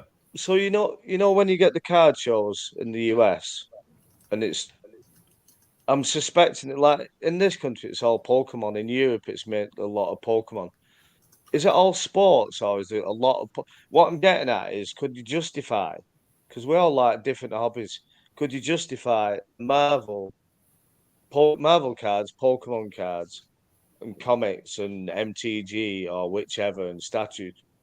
Could get that sort of community thing going, or is it all sports? I mean, there's already some of that out. There's already some of that out there. I mean, most of the shows that I go to locally are primarily sports, and then like I bring some Marvel stuff. And there's a few tables that bring some Pokemon. There's definitely more Pokemon than there is Marvel. Right. Like the last show I went to was last month. I didn't set up at it, but I went there, and one guy actually had a ton of Marvel, which was nice to see. We don't see too much hockey at the ones that I go to around here, and I love hockey. So I usually end up having to do ComC or eBay to get my hockey cards. But I mean, there's the Comic Cons, the FanX type shows. Those usually have a pretty good variety of everything. Right. I think that one of the best things to do would be to like actually organize it, like using Discord or Facebook groups, whatever we would need to do, and have like a bunch of people be willing to meet up in Dallas. Because me and Spidey went to a Dallas card show last year.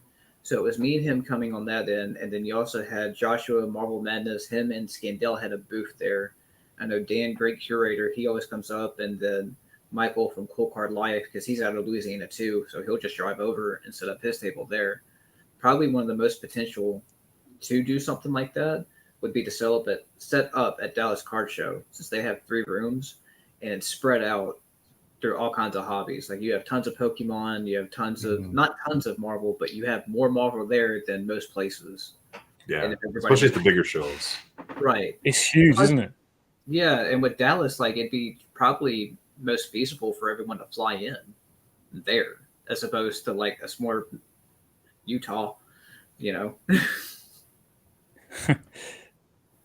It just seems to me that there's so many people now that are all connected and into different hobbies. Like you could take a load of books, Justin could take some comic books, or whoever wanted to, and you could just have like probably within like the circle of however many content creators and Discord members and that, and you could probably just get a nice little thing going like that, couldn't you? Yeah. I want to say that's big in Atlanta. Like the Atlanta, you know how you have Loot Box, Shin and Juice, they have their community, and then people going out there. Yeah, absolutely. I got to get to the Canada shows, give me some hockey. But yeah, I only heard of Loot Box TV this morning. I only heard of Loot Box TV this morning. I'd never heard of it. No way. Jen's been on her shows. Seriously. Is this the first time you've heard of Loot Box TV? No, I know Jim through the round table and that, and I have him on Instagram and this, that, the other, but I didn't know what Loot Box TV was. I don't know what anybody. Yeah, he doesn't really promote it as much on. He doesn't really promote it on the round table and stuff, because they primarily do sports over there. But that's a great channel. That's a great channel to watch, man. Those guys are fun. Yeah, I'm gonna have a look into it. Yeah. Juice is fun. Jen's fun. They got a nice little back and forth. I mean, you guys are pretty much polar opposites yourselves, but they're pretty good back and forth. And do you know what's funny as well? You placed me north and him down there. Unreal. I didn't place That you. was I didn't clearly, place you. Like I don't think I can. Can I? clearly I meant can to. move you. Thank you very much. Dylan, I learned something. I can move people. Really? I learned something. I can move people. Check it out. You happy with that? We can do the whole thing now with the whole Brady Bunch box. We'll have 9. Is it in a minute? The StreamYard just came out with a new thing too. You can like customize the layout and everything too. So Daniel, I want to ask you about that Wolverine #1 book. You know, the patch one. Yep, black cover. Yeah. Well, the one where the back cover's nicer than the front, isn't it? In a way. Yeah. Go ahead. All I was wondering is like, there's a newsstand edition, isn't there? And then there's the normal edition. But the newsstand edition isn't very expensive, is it? I don't believe so. I'm gonna go ahead and do a quick search and pull it up for you. Manu hasn't done his job pumping newsstands up enough. Well, this is what I'm getting at. Is like in like the mid-80s and that, were newsstands like so prolific that they're everywhere, or is there certain? I know what a newsstand is, but maybe you can explain to anybody who doesn't know. Yeah, so what we're talking about, and I want to pull up a picture real quick just to have a reference of what we're talking about. Yeah. It's still pricey in comparison from the direct to a newsstand, but I'll get into that here in just a moment. Well, what I'm wondering is like, surely in that time, whenever it came out, is it 80? What is it? When did it come out, Danny? Surely in that time there was a lot of newsstand editions. I'm guessing a lot of trade editions, or was there not? I don't know. This is what I wanted to ask you. There was. So that came out the same year as Amazing Spider-Man 300, which is the first appearance of Venom, and that book in a 9.8 newsstand's a $20,000 book, right? If not more. So there we go. I've got this pulled up. Let me try to do an extra link that way you guys can see what we're talking about. There's no way I was getting Daniel get away without talking about comics. Well, that's fine because I can't offer a lot, but I can offer that knowledge.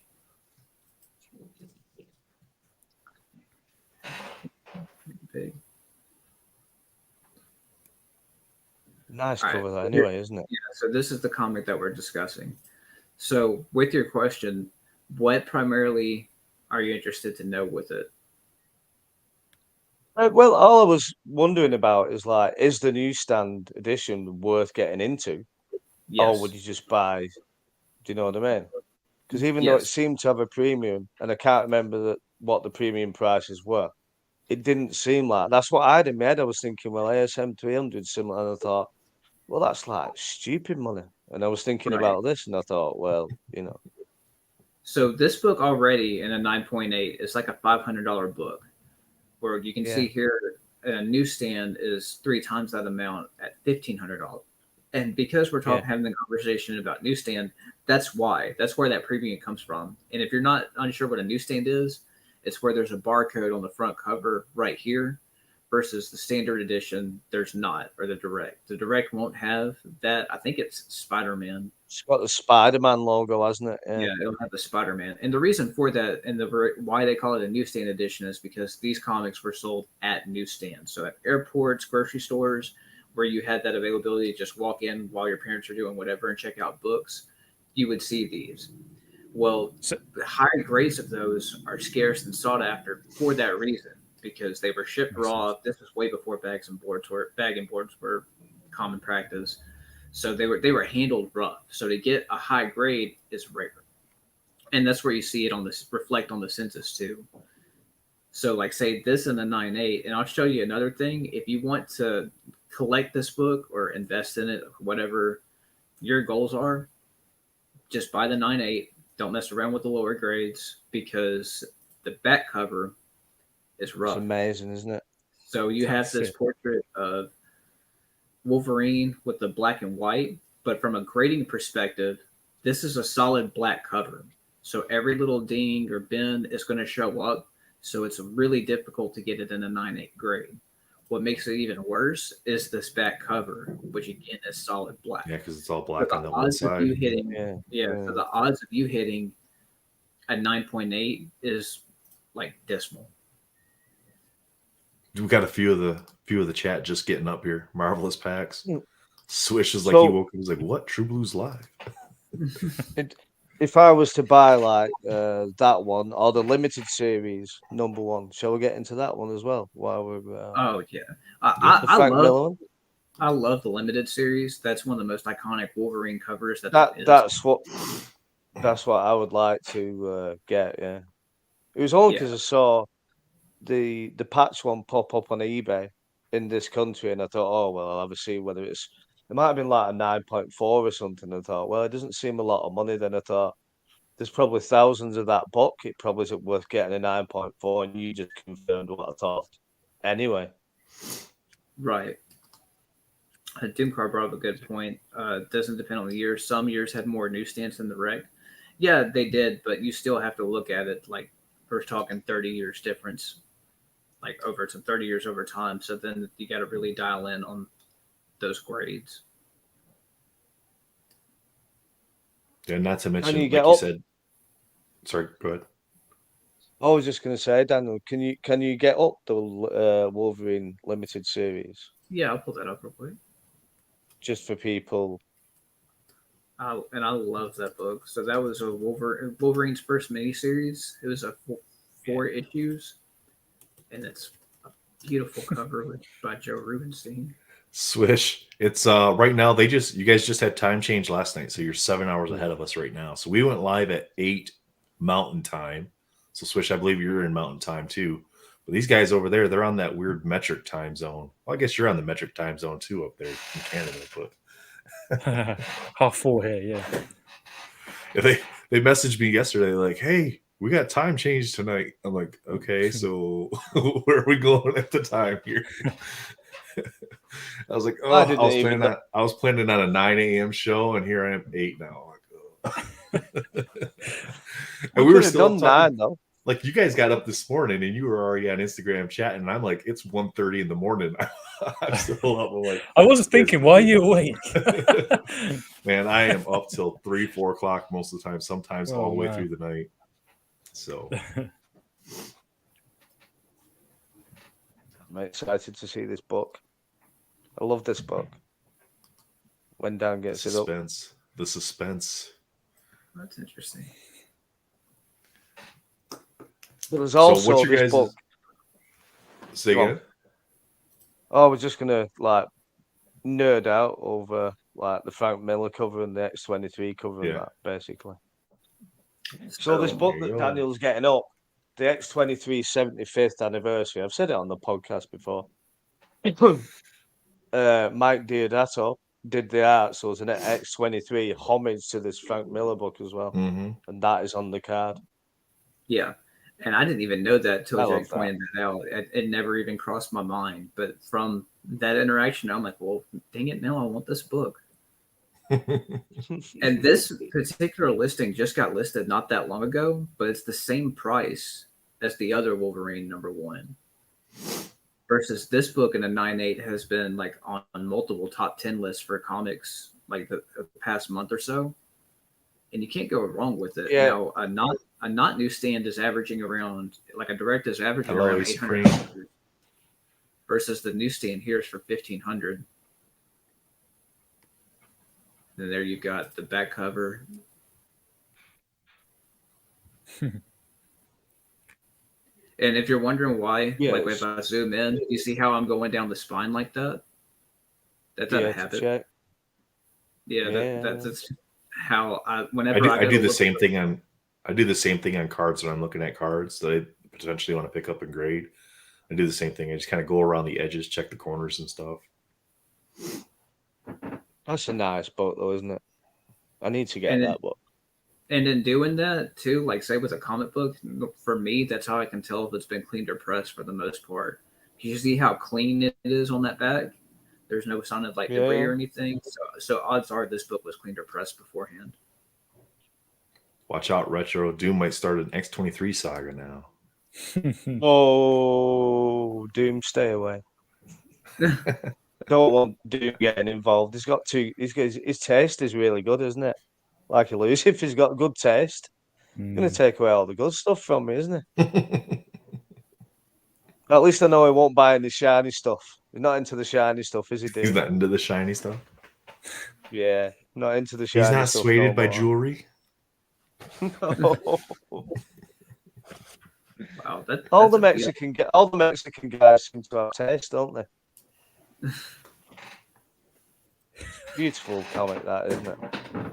He's like Ace Supreme's like, that's such an 80s book based on the back cover alone. Yeah, I was gonna say it's like it looked almost like a Chuck Norris ripoff. that was Chuck Norris. Oh, was it Chuck Norris? That is, yeah. I did think that. That's good.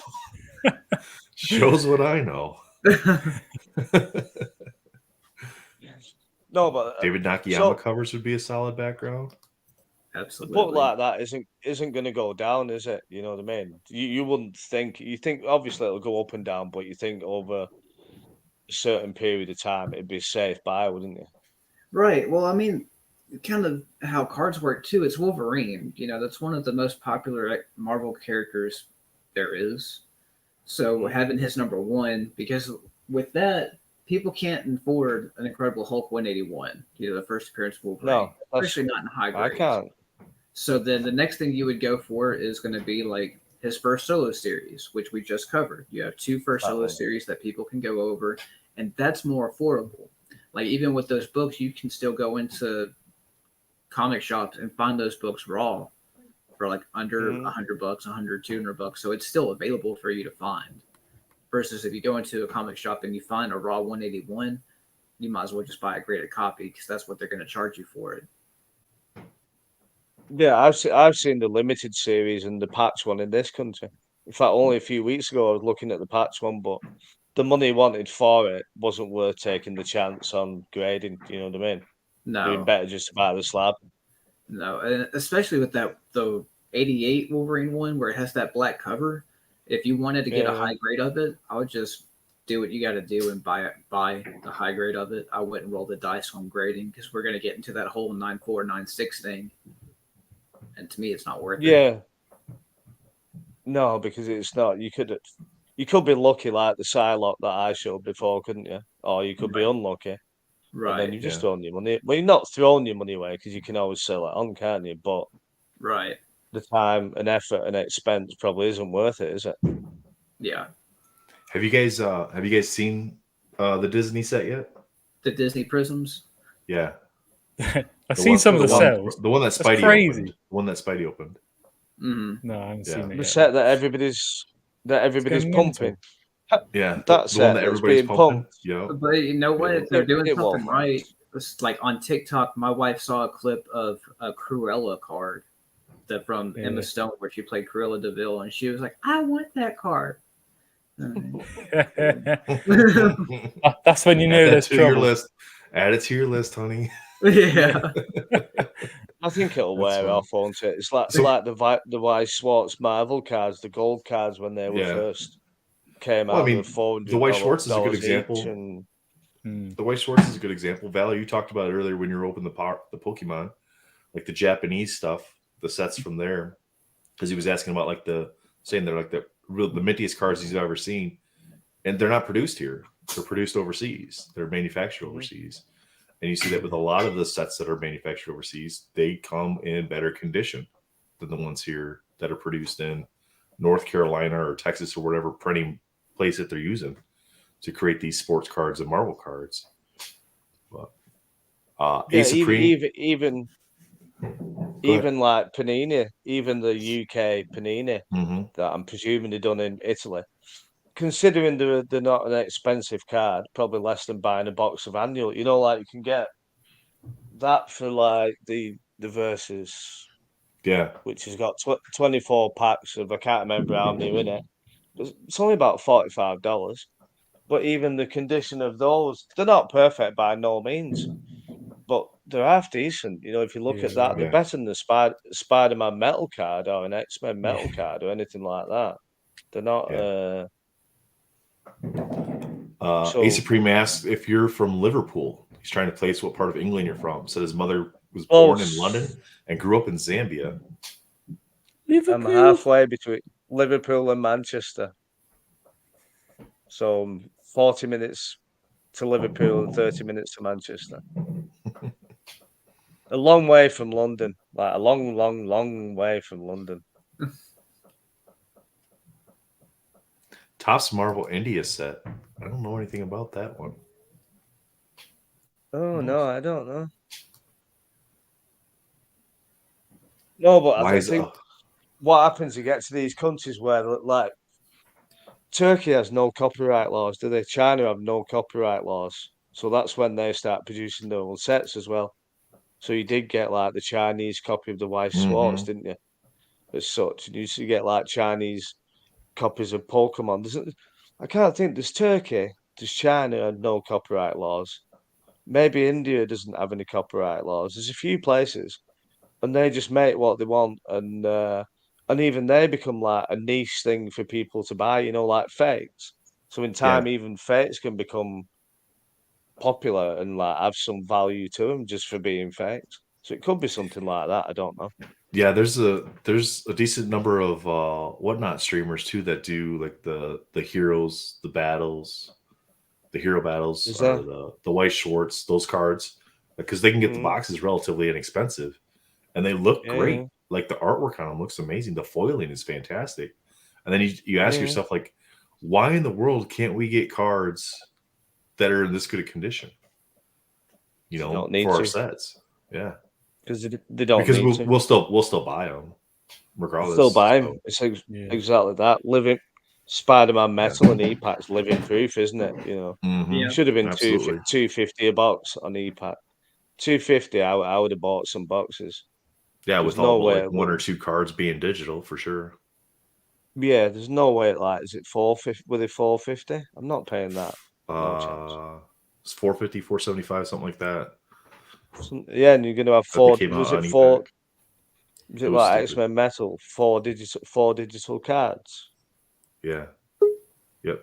Like you can literally buy a box of Spider-Man Metal, physical box, cheaper now than you could buy E-Pack when it came out. Yeah, you would do. Yeah. It was stupid. Joshua, what's going on, man? How's it going? Is here the boy? What's up? Going? Good. How are you? Man? We're good. Check it out, guys. So we got talking about Wolverine. So, like, what's going on? He's the worst comic book character ever. That's what Retro said. No, I heard Valor say he's solid. His cards are, his comics are. He pretty much is solid. So, yeah. He is the #1 Marvel character. Spidey sucks. Yes, that is true. Not Justin Spidey. Just Spider-Man. According to my wife, Spider-Man's a weenie. And Wolverine's like, he's actually a man, you know. So. That's intense. I'm a man. Wolverine's for adults, isn't it? Spider-Man's for people who just like never go. Hey, you were talking about that Wolverine cover. That Wolverine cover with him on top of the hill or whatnot. What is that one? It's the number one from 1988. All right, so I have that just raw, but I also have a premier card that matches that top little corner, left corner of him, old school Wolverine from Premier 2012. So really, limited patch card. A picture of that. Isn't there a thingy, Josh, as well? A 3D card. Isn't there a 3D card of that image, Josh?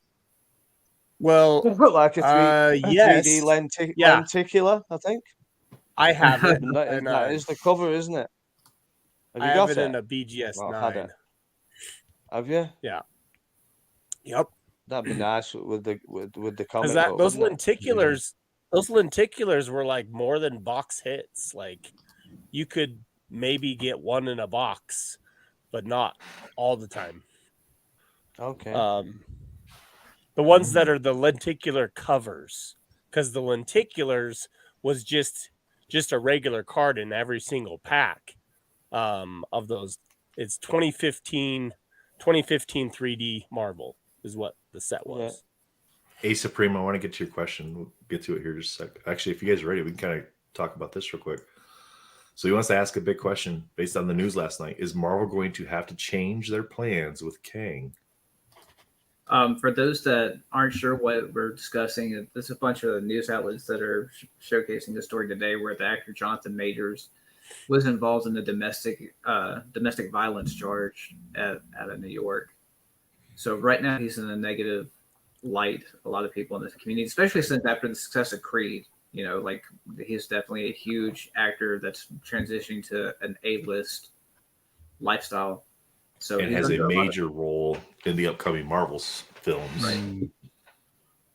Major part of that. So I think that they'll probably, because they've already done so much shooting, my guess is they'll probably wait to see what happens with this before they make a decision whether or not they're going to recast or make a complete change to their next storyline. We don't know how far in advance they've done the filming, do we? So we don't know. Like, we don't know if they've already shot the next 2 or 3 movies, and maybe they would just have to do reshoots or whatever. But I think they gotta Free Comics. If they do settle out of court, it doesn't matter if it's hush money or not. I think at that point, public perception would say it needs to change with the way cancel culture is these days. But domestic abuse, that's high up on a lot of people's list of things that are no stuff, right? So that's a tough one. Well, I'm not the kind of person that wants to jump to it and say, hey, yep, he's guilty, cancel him out, because I don't know anything about it other than the news release, right? So I like to let it play out, see what happens, see what they decide. Well, in court or whatever happens there. Worst case scenario, they've already covered their bases, recast them, and say, "Oh, well, I'm a variant." I'm a variant. Yeah. I mean, that'd be the easy route. But I mean, I don't know what her title role was, but Gabe's Cave did a video on it. One of the high ups in Marvel just quote unquote stepped down. That was involved on everything since like Iron Man in 2008. And she had big roles in a lot of the new stuff that had come out recently. Was like the executive producer on a lot of these newer movies, lead on like a lot of the graphic design stuff. And we've all seen how that's played out. A lot of the movies recently haven't made any money for Marvel at all, or Disney for that matter. So I see that's why they're doing these shakeups. And I could see this being one of those things that if there's enough public push, they'll probably make a change. You have any of these cards there, Valor? I gotta make it big because I don't know what I'm looking at. The Batman cards? Yeah, 1966. I've never seen those. Yeah, A Supreme. I think that's what Gabe's Cave was talking about, putting the agenda stuff in the movie, pushing certain things as opposed to just sticking to the comic books, because that's what the comic fans want with these movies. They just want them to be those are really cool visual representations of what they know from the comic books. They don't want like a whole bunch of other stuff being thrown into it. But you can see a lot of that. Like you guys were talking earlier, like replacing top tier characters with different versions of the same character and then calling them that character. Yeah. Right. I mean, because we all want Wolverine to be Wolverine. I mean, fine, if you want a female version of it, call her X-23. You don't need to call her Wolverine. Just call her X-23. Yeah. It's not a mantle that gets passed from one person to the next as far as the comic book characters go, right? It's not the Green Lantern where the ring gets passed on. It's, that's the character. That's who they are. Like Storm doesn't get passed on to somebody else. It's interesting. Have any of you seen The Amazing Spider-Man on Disney? Like, I'm sure some of you have kids, right? Yeah. Dr. Ock is a lady in I think throughout actually, which is pretty crazy. What do you think of that? I haven't seen it, so I can't speak to that. But any of you guys seen that? I have. So my son my son will watch it. He'll be like, "It's Spider-Man, Daddy," and of course, that's all he cares about. That's all he knows, and just like that's Spider-Man. And then he's a huge Hulk fan, so that makes me even more happy. He'll be like, "Hulk smash!" So that's always exciting. But he'll ask me questions, and he'll be like, "Who's that?" I'm like, "That's Doc Ock," but and then I almost discredit it. It's like, don't remember that character. Don't remember him that way. Yeah, I did the same. Hey, Supreme, yeah, like the Phoenix, they pass the entity around like a hot potato. Yeah, for me, Jean Grey's Phoenix. Jean Grey's Phoenix. I don't know. I like Cyclops Phoenix. I like the Cyclops Phoenix card in X-Men Metal. Do you see that? Not offhand.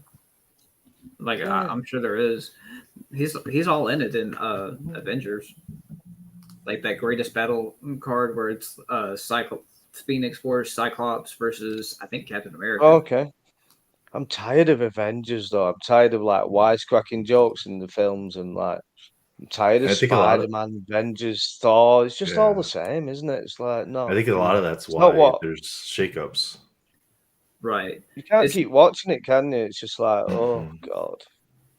Well, I mean, from their perspective, I think they're going that way because they want to have more of an audience, right?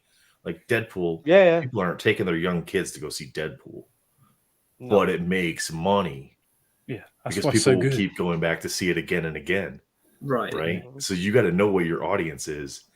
And the audience that is watching these movies, the kids want to see them, but that's where you can make the shows for the kids. You can make the shows for the kids.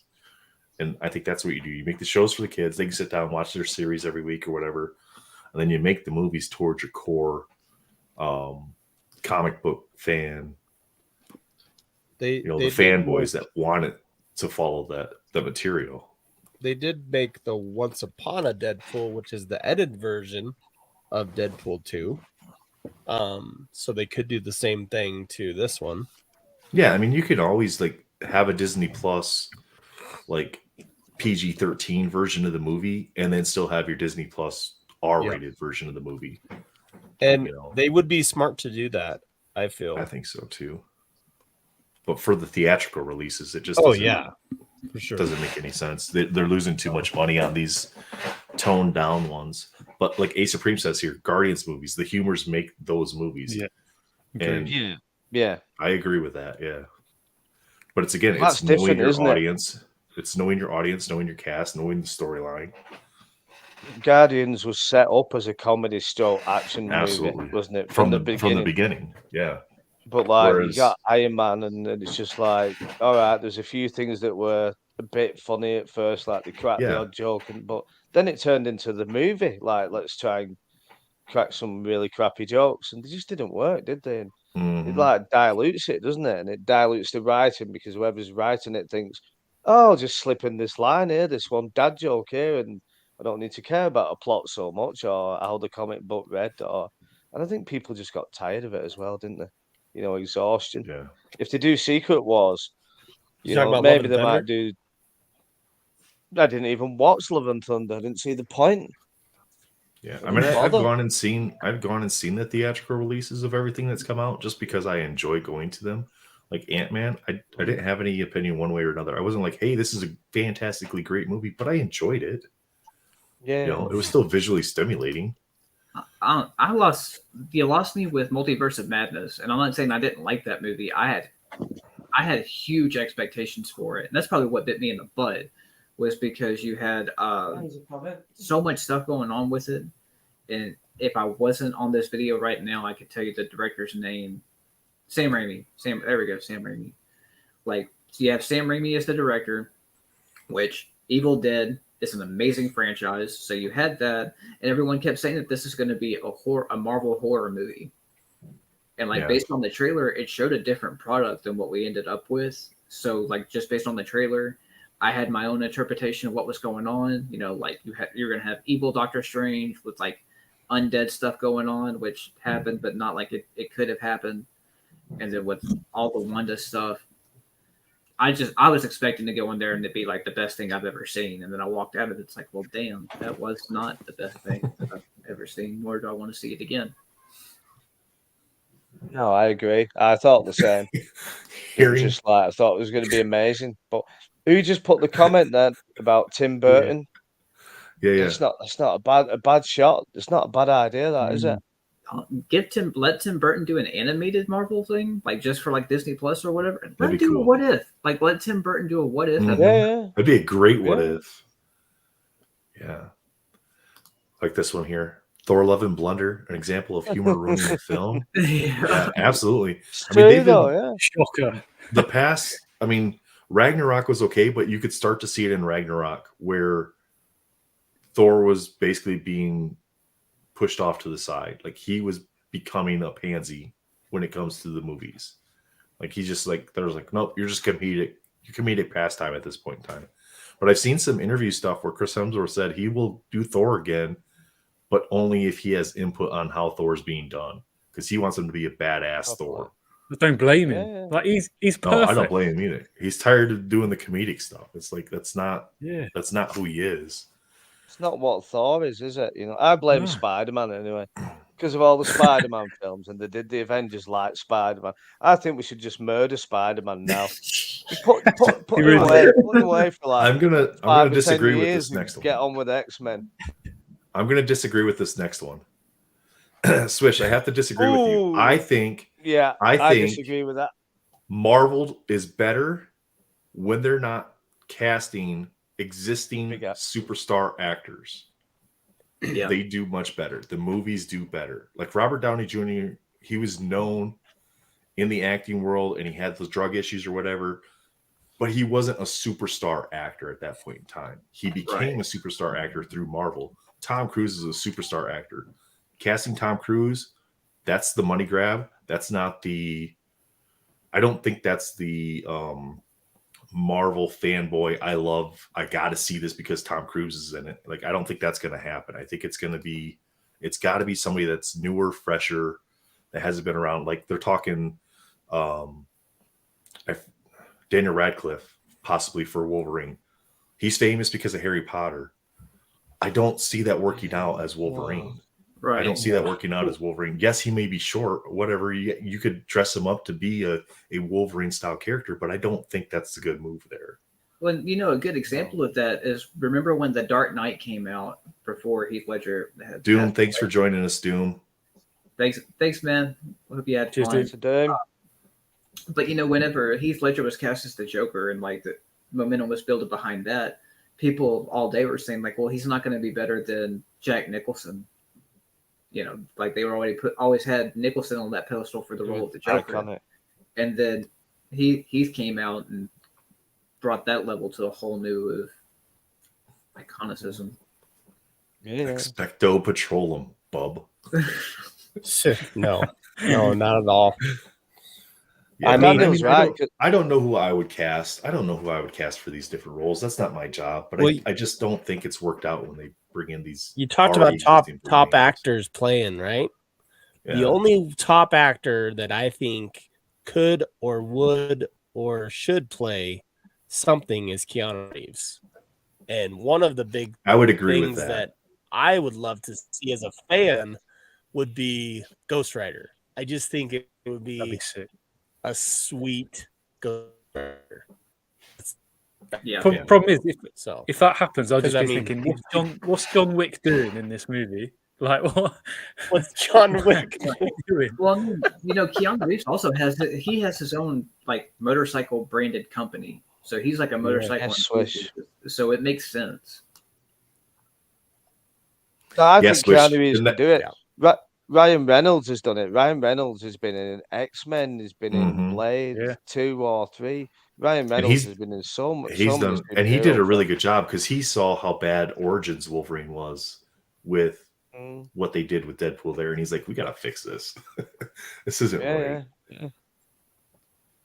So I think Keanu could do it, but I think I'd like to see different actors. There's only one person that I think they should pick 100% is Daphne Keane for the X-23. If they let that up, they're mad. because she was like the first child superhero we've seen. She's now of the right age. And if they miss that opportunity, I think that's nuts. I think I think everybody else, there should be unknown actors in these newer films. Just give us I think that'd be a good people transition to bring the X-Men into the MCU. Having her as part of that, bringing the X-Men in that direction. You know what I mean? And keeping her as X-23, and then just having like cast the entire X-Men team and have her joining them. I think that'd be a fantastic way to bring her in. Well, what they might do is just do Secret Wars and make a complete mess of it all, maybe.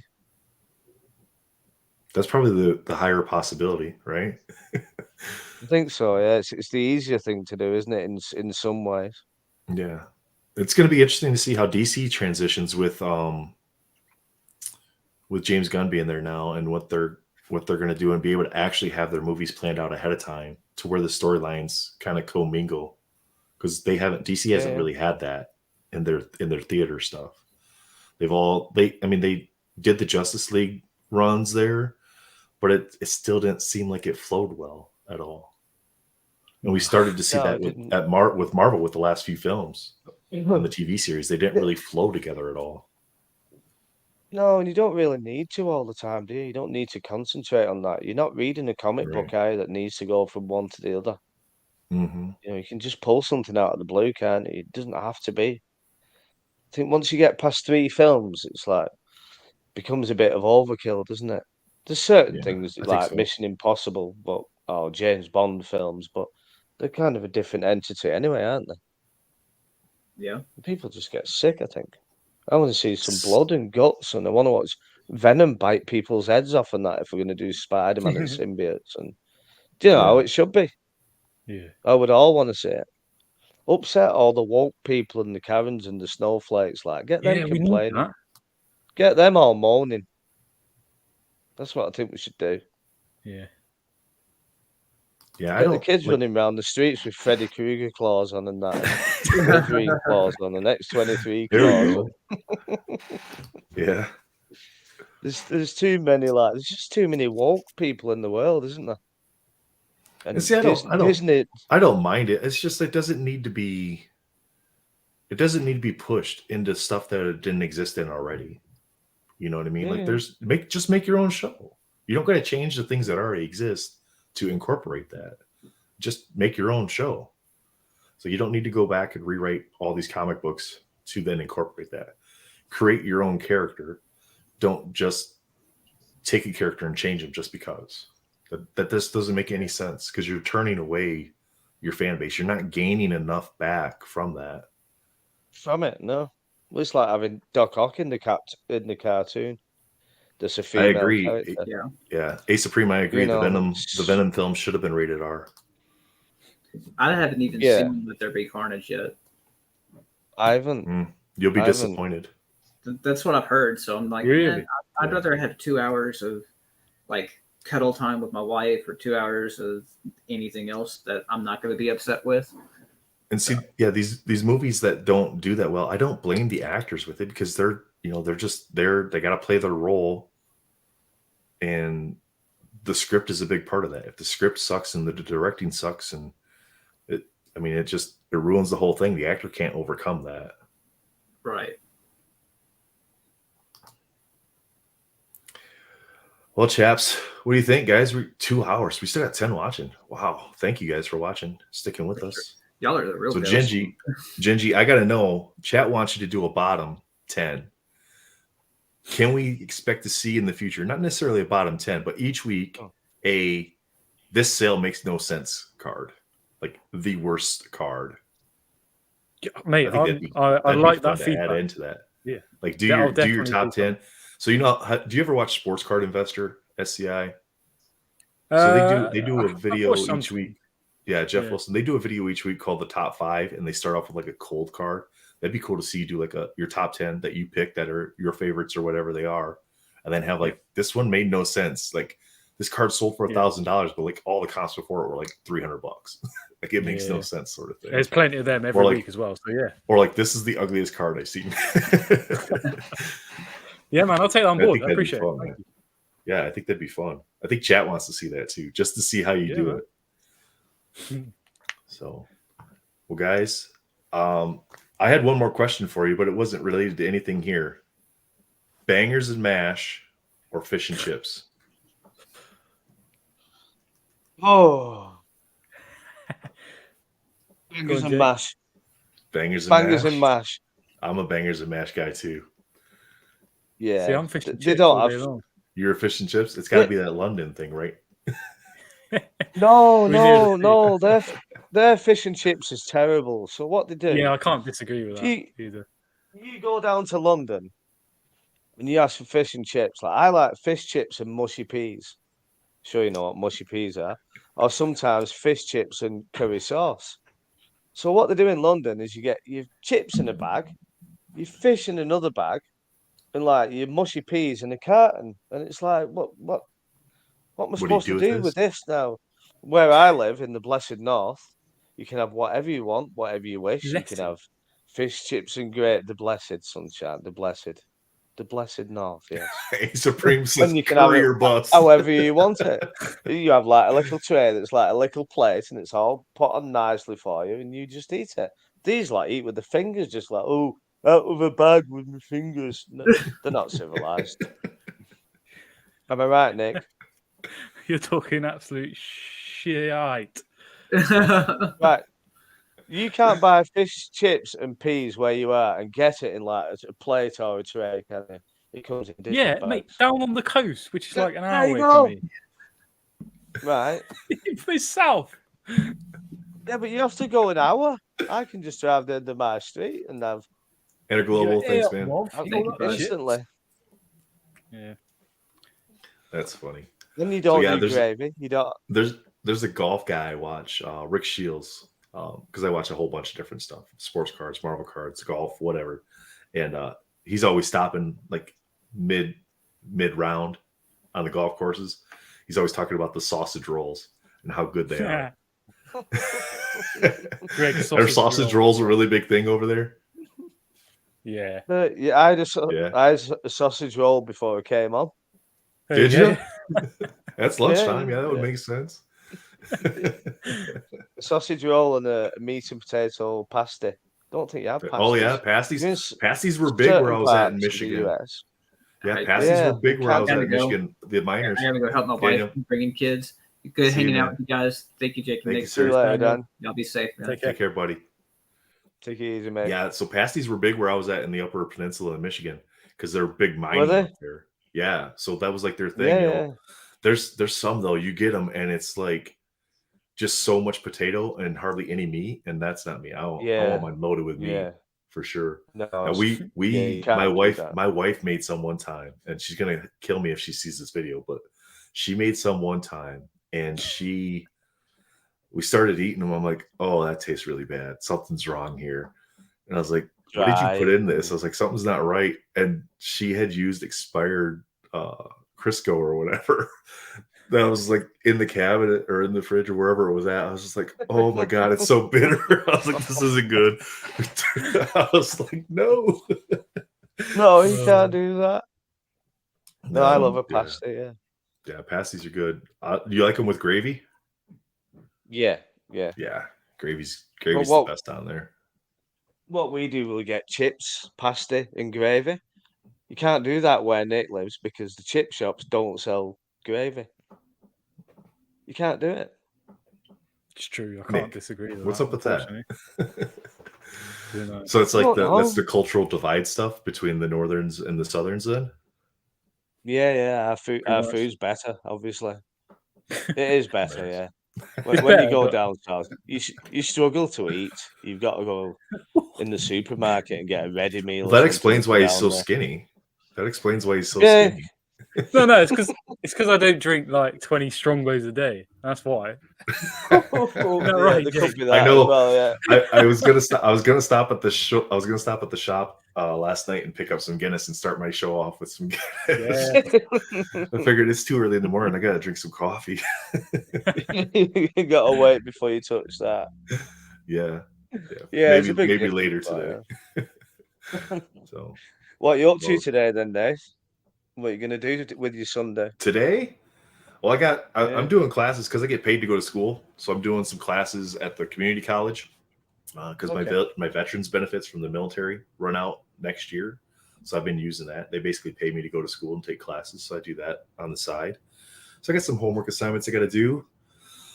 Probably upload another video tomorrow or get it scheduled for Tuesday or Thursday. One of the two. I got to do some editing there. And then our oldest son is moving back to Michigan. So we're supposed to head over there and throw a little goodbye party or going away thing for him. So, yeah, that's my day. And then I've got, you guys don't really ever get to see it that much because you got my legends back there, but I've got all that there that I've got to get scanned and input on eBay too. And well, it's not just that. Like I've got boxes over there I got to scan. I got stacks back there I got to scan. My Fleer Ultra Avenger stuff has been flying off of eBay. Yeah. I've tried selling mine, but I can't sell it. No. Well, I think I got the base on there at like $150 or something like that. So they go pretty quick. One guy bought like 29 cards, probably working on completing his set would be my guess. Have you not sold any, Nick? No, on eBay. I just had an offer actually, but that's literally it. Have you guys seen how thick a master set is on this? For like the base stuff and the greens? I saw your folder the other day on the round table or whatever it was. It was like 5-inch binder. That's insane. That's like base and greens of everything that has those, and then the medallions and the chess pieces. I still got to work on the Ultra Powers and the Ultra Stars, but I'm not going after the golds for the Ultra Stars, the ones that come out of the hobby. I just don't like those. I like the rainbows. I was gonna say, yeah, if you're gonna have to then go after 2 sets of Ultra Stars, that's like no, just the ones from the blasters. No, I don't. I mean, easy to get. They're case hits on the golds, but there's nothing shiny on them except for the name. I mean, it's just such a dull background on those. Whereas the blasters, they've got a nice foiling to them. So I think I actually got some. I got to open some packs the other day, and I was surprised how good they were. A Supreme says he'll say one thing: nice. The English make a good breakfast. That's a good thing you can get down south. Yeah, good breakfast. Interglobal, it's True Blue Collectibles _1. So just like it says on the screen there, and then just add an _1, and that's my store name. Well, guys, we got it scrolling across the bottom of the screen there. IG Retroverse _UK and Gingieman on Instagram. Also check out their podcast. Pretty much anywhere you got a podcast, right? Spotify and Apple Podcasts. I listen to mine on Apple, but you guys are awesome. Love the content. The podcast is amazing. I got to listen to this new episode about market manipulation and alpha cards. So I can't wait to hear that. So just by the sounds, it's going to be great. So is it just you guys on the podcast this week? Or do you have guests? Okay. No, just us two because of just schedules. That's all at the minute, just the way things are working out. But it's like you said, when it snows, Nick can't get to the microphone. Yeah, can't get to the microphone if it's snowing outside, can he? You know what I mean? This one last week is the funniest. He's got a little one, man. He's got family time. That's important. Correct. Thank you. No, it is important though. When you got family and you want to do things, it's important. Yeah.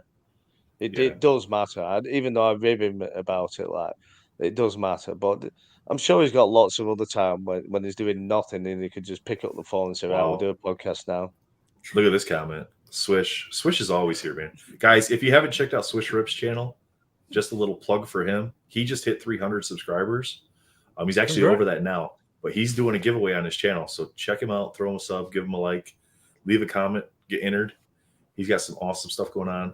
He says he spent far more hours in the last year watching all the Marvel card channels than all of the Marvel movies combined in his entire life.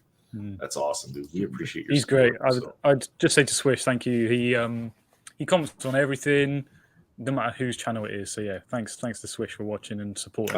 Marvel Madness says you guys need to do a future episode on The Crow.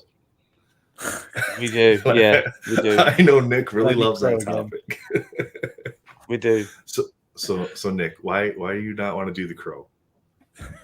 I still haven't watched it. They keep talking about this Crow, and I've never seen it. Man, You gotta watch it. I don't even, will. where can you stream it right now? I'm gonna Google it right now. It might be on where YouTube, to stream it? Where to stream Pro? Is this the one with the guy you fancy? Brandon Lee. Yeah, Voodoo TV, Free Brandon TV, Lee. Prime Video, Apple TV, Voodoo, Redbox, all kinds of places you can watch the Pro. I'll watch it. That was my favorite. I don't have social media. That came out in like 95 or 96. So that was like, I was mid high school then, just driving. We dressed up as the Crow for Halloween. Wow. I mean, that was our jam back then, right? Classic film. I watched it the other week, and it still stands up, but you just got to remember the time when it was made. You know what I mean? It's still good though, Nick. It wasn't like if I can get it. They weren't spending like Star Wars money on special effects. I mean, Brandon Lee wasn't even that big then. He'd made so have you seen something else? Have you seen Blade then with Wesley Snipes? Yeah. Okay, I don't know how you've seen Blade and haven't watched The Crow. Don't know. Weird. Probably see. Don't watch it with the kid though. Don't let the kid watch it. No. It's too dark for that. Like my kids, our youngest will be 17 in a couple weeks here, so we got another year and a few months, and they'll be done. So I can free house. We could be free. Right, boys, I'm going to get out because I'm going to go and buy some cider. You guys are awesome. I appreciate you guys coming on. It was fantastic talking with you, and I'm sure Chad enjoyed it too. So thanks, everybody. Take care. Have a great one. Don't forget, check these guys out. Marvel Jerks Podcast. You're going to love it. So thanks, guys. Bye. Cheers. Bye, sir.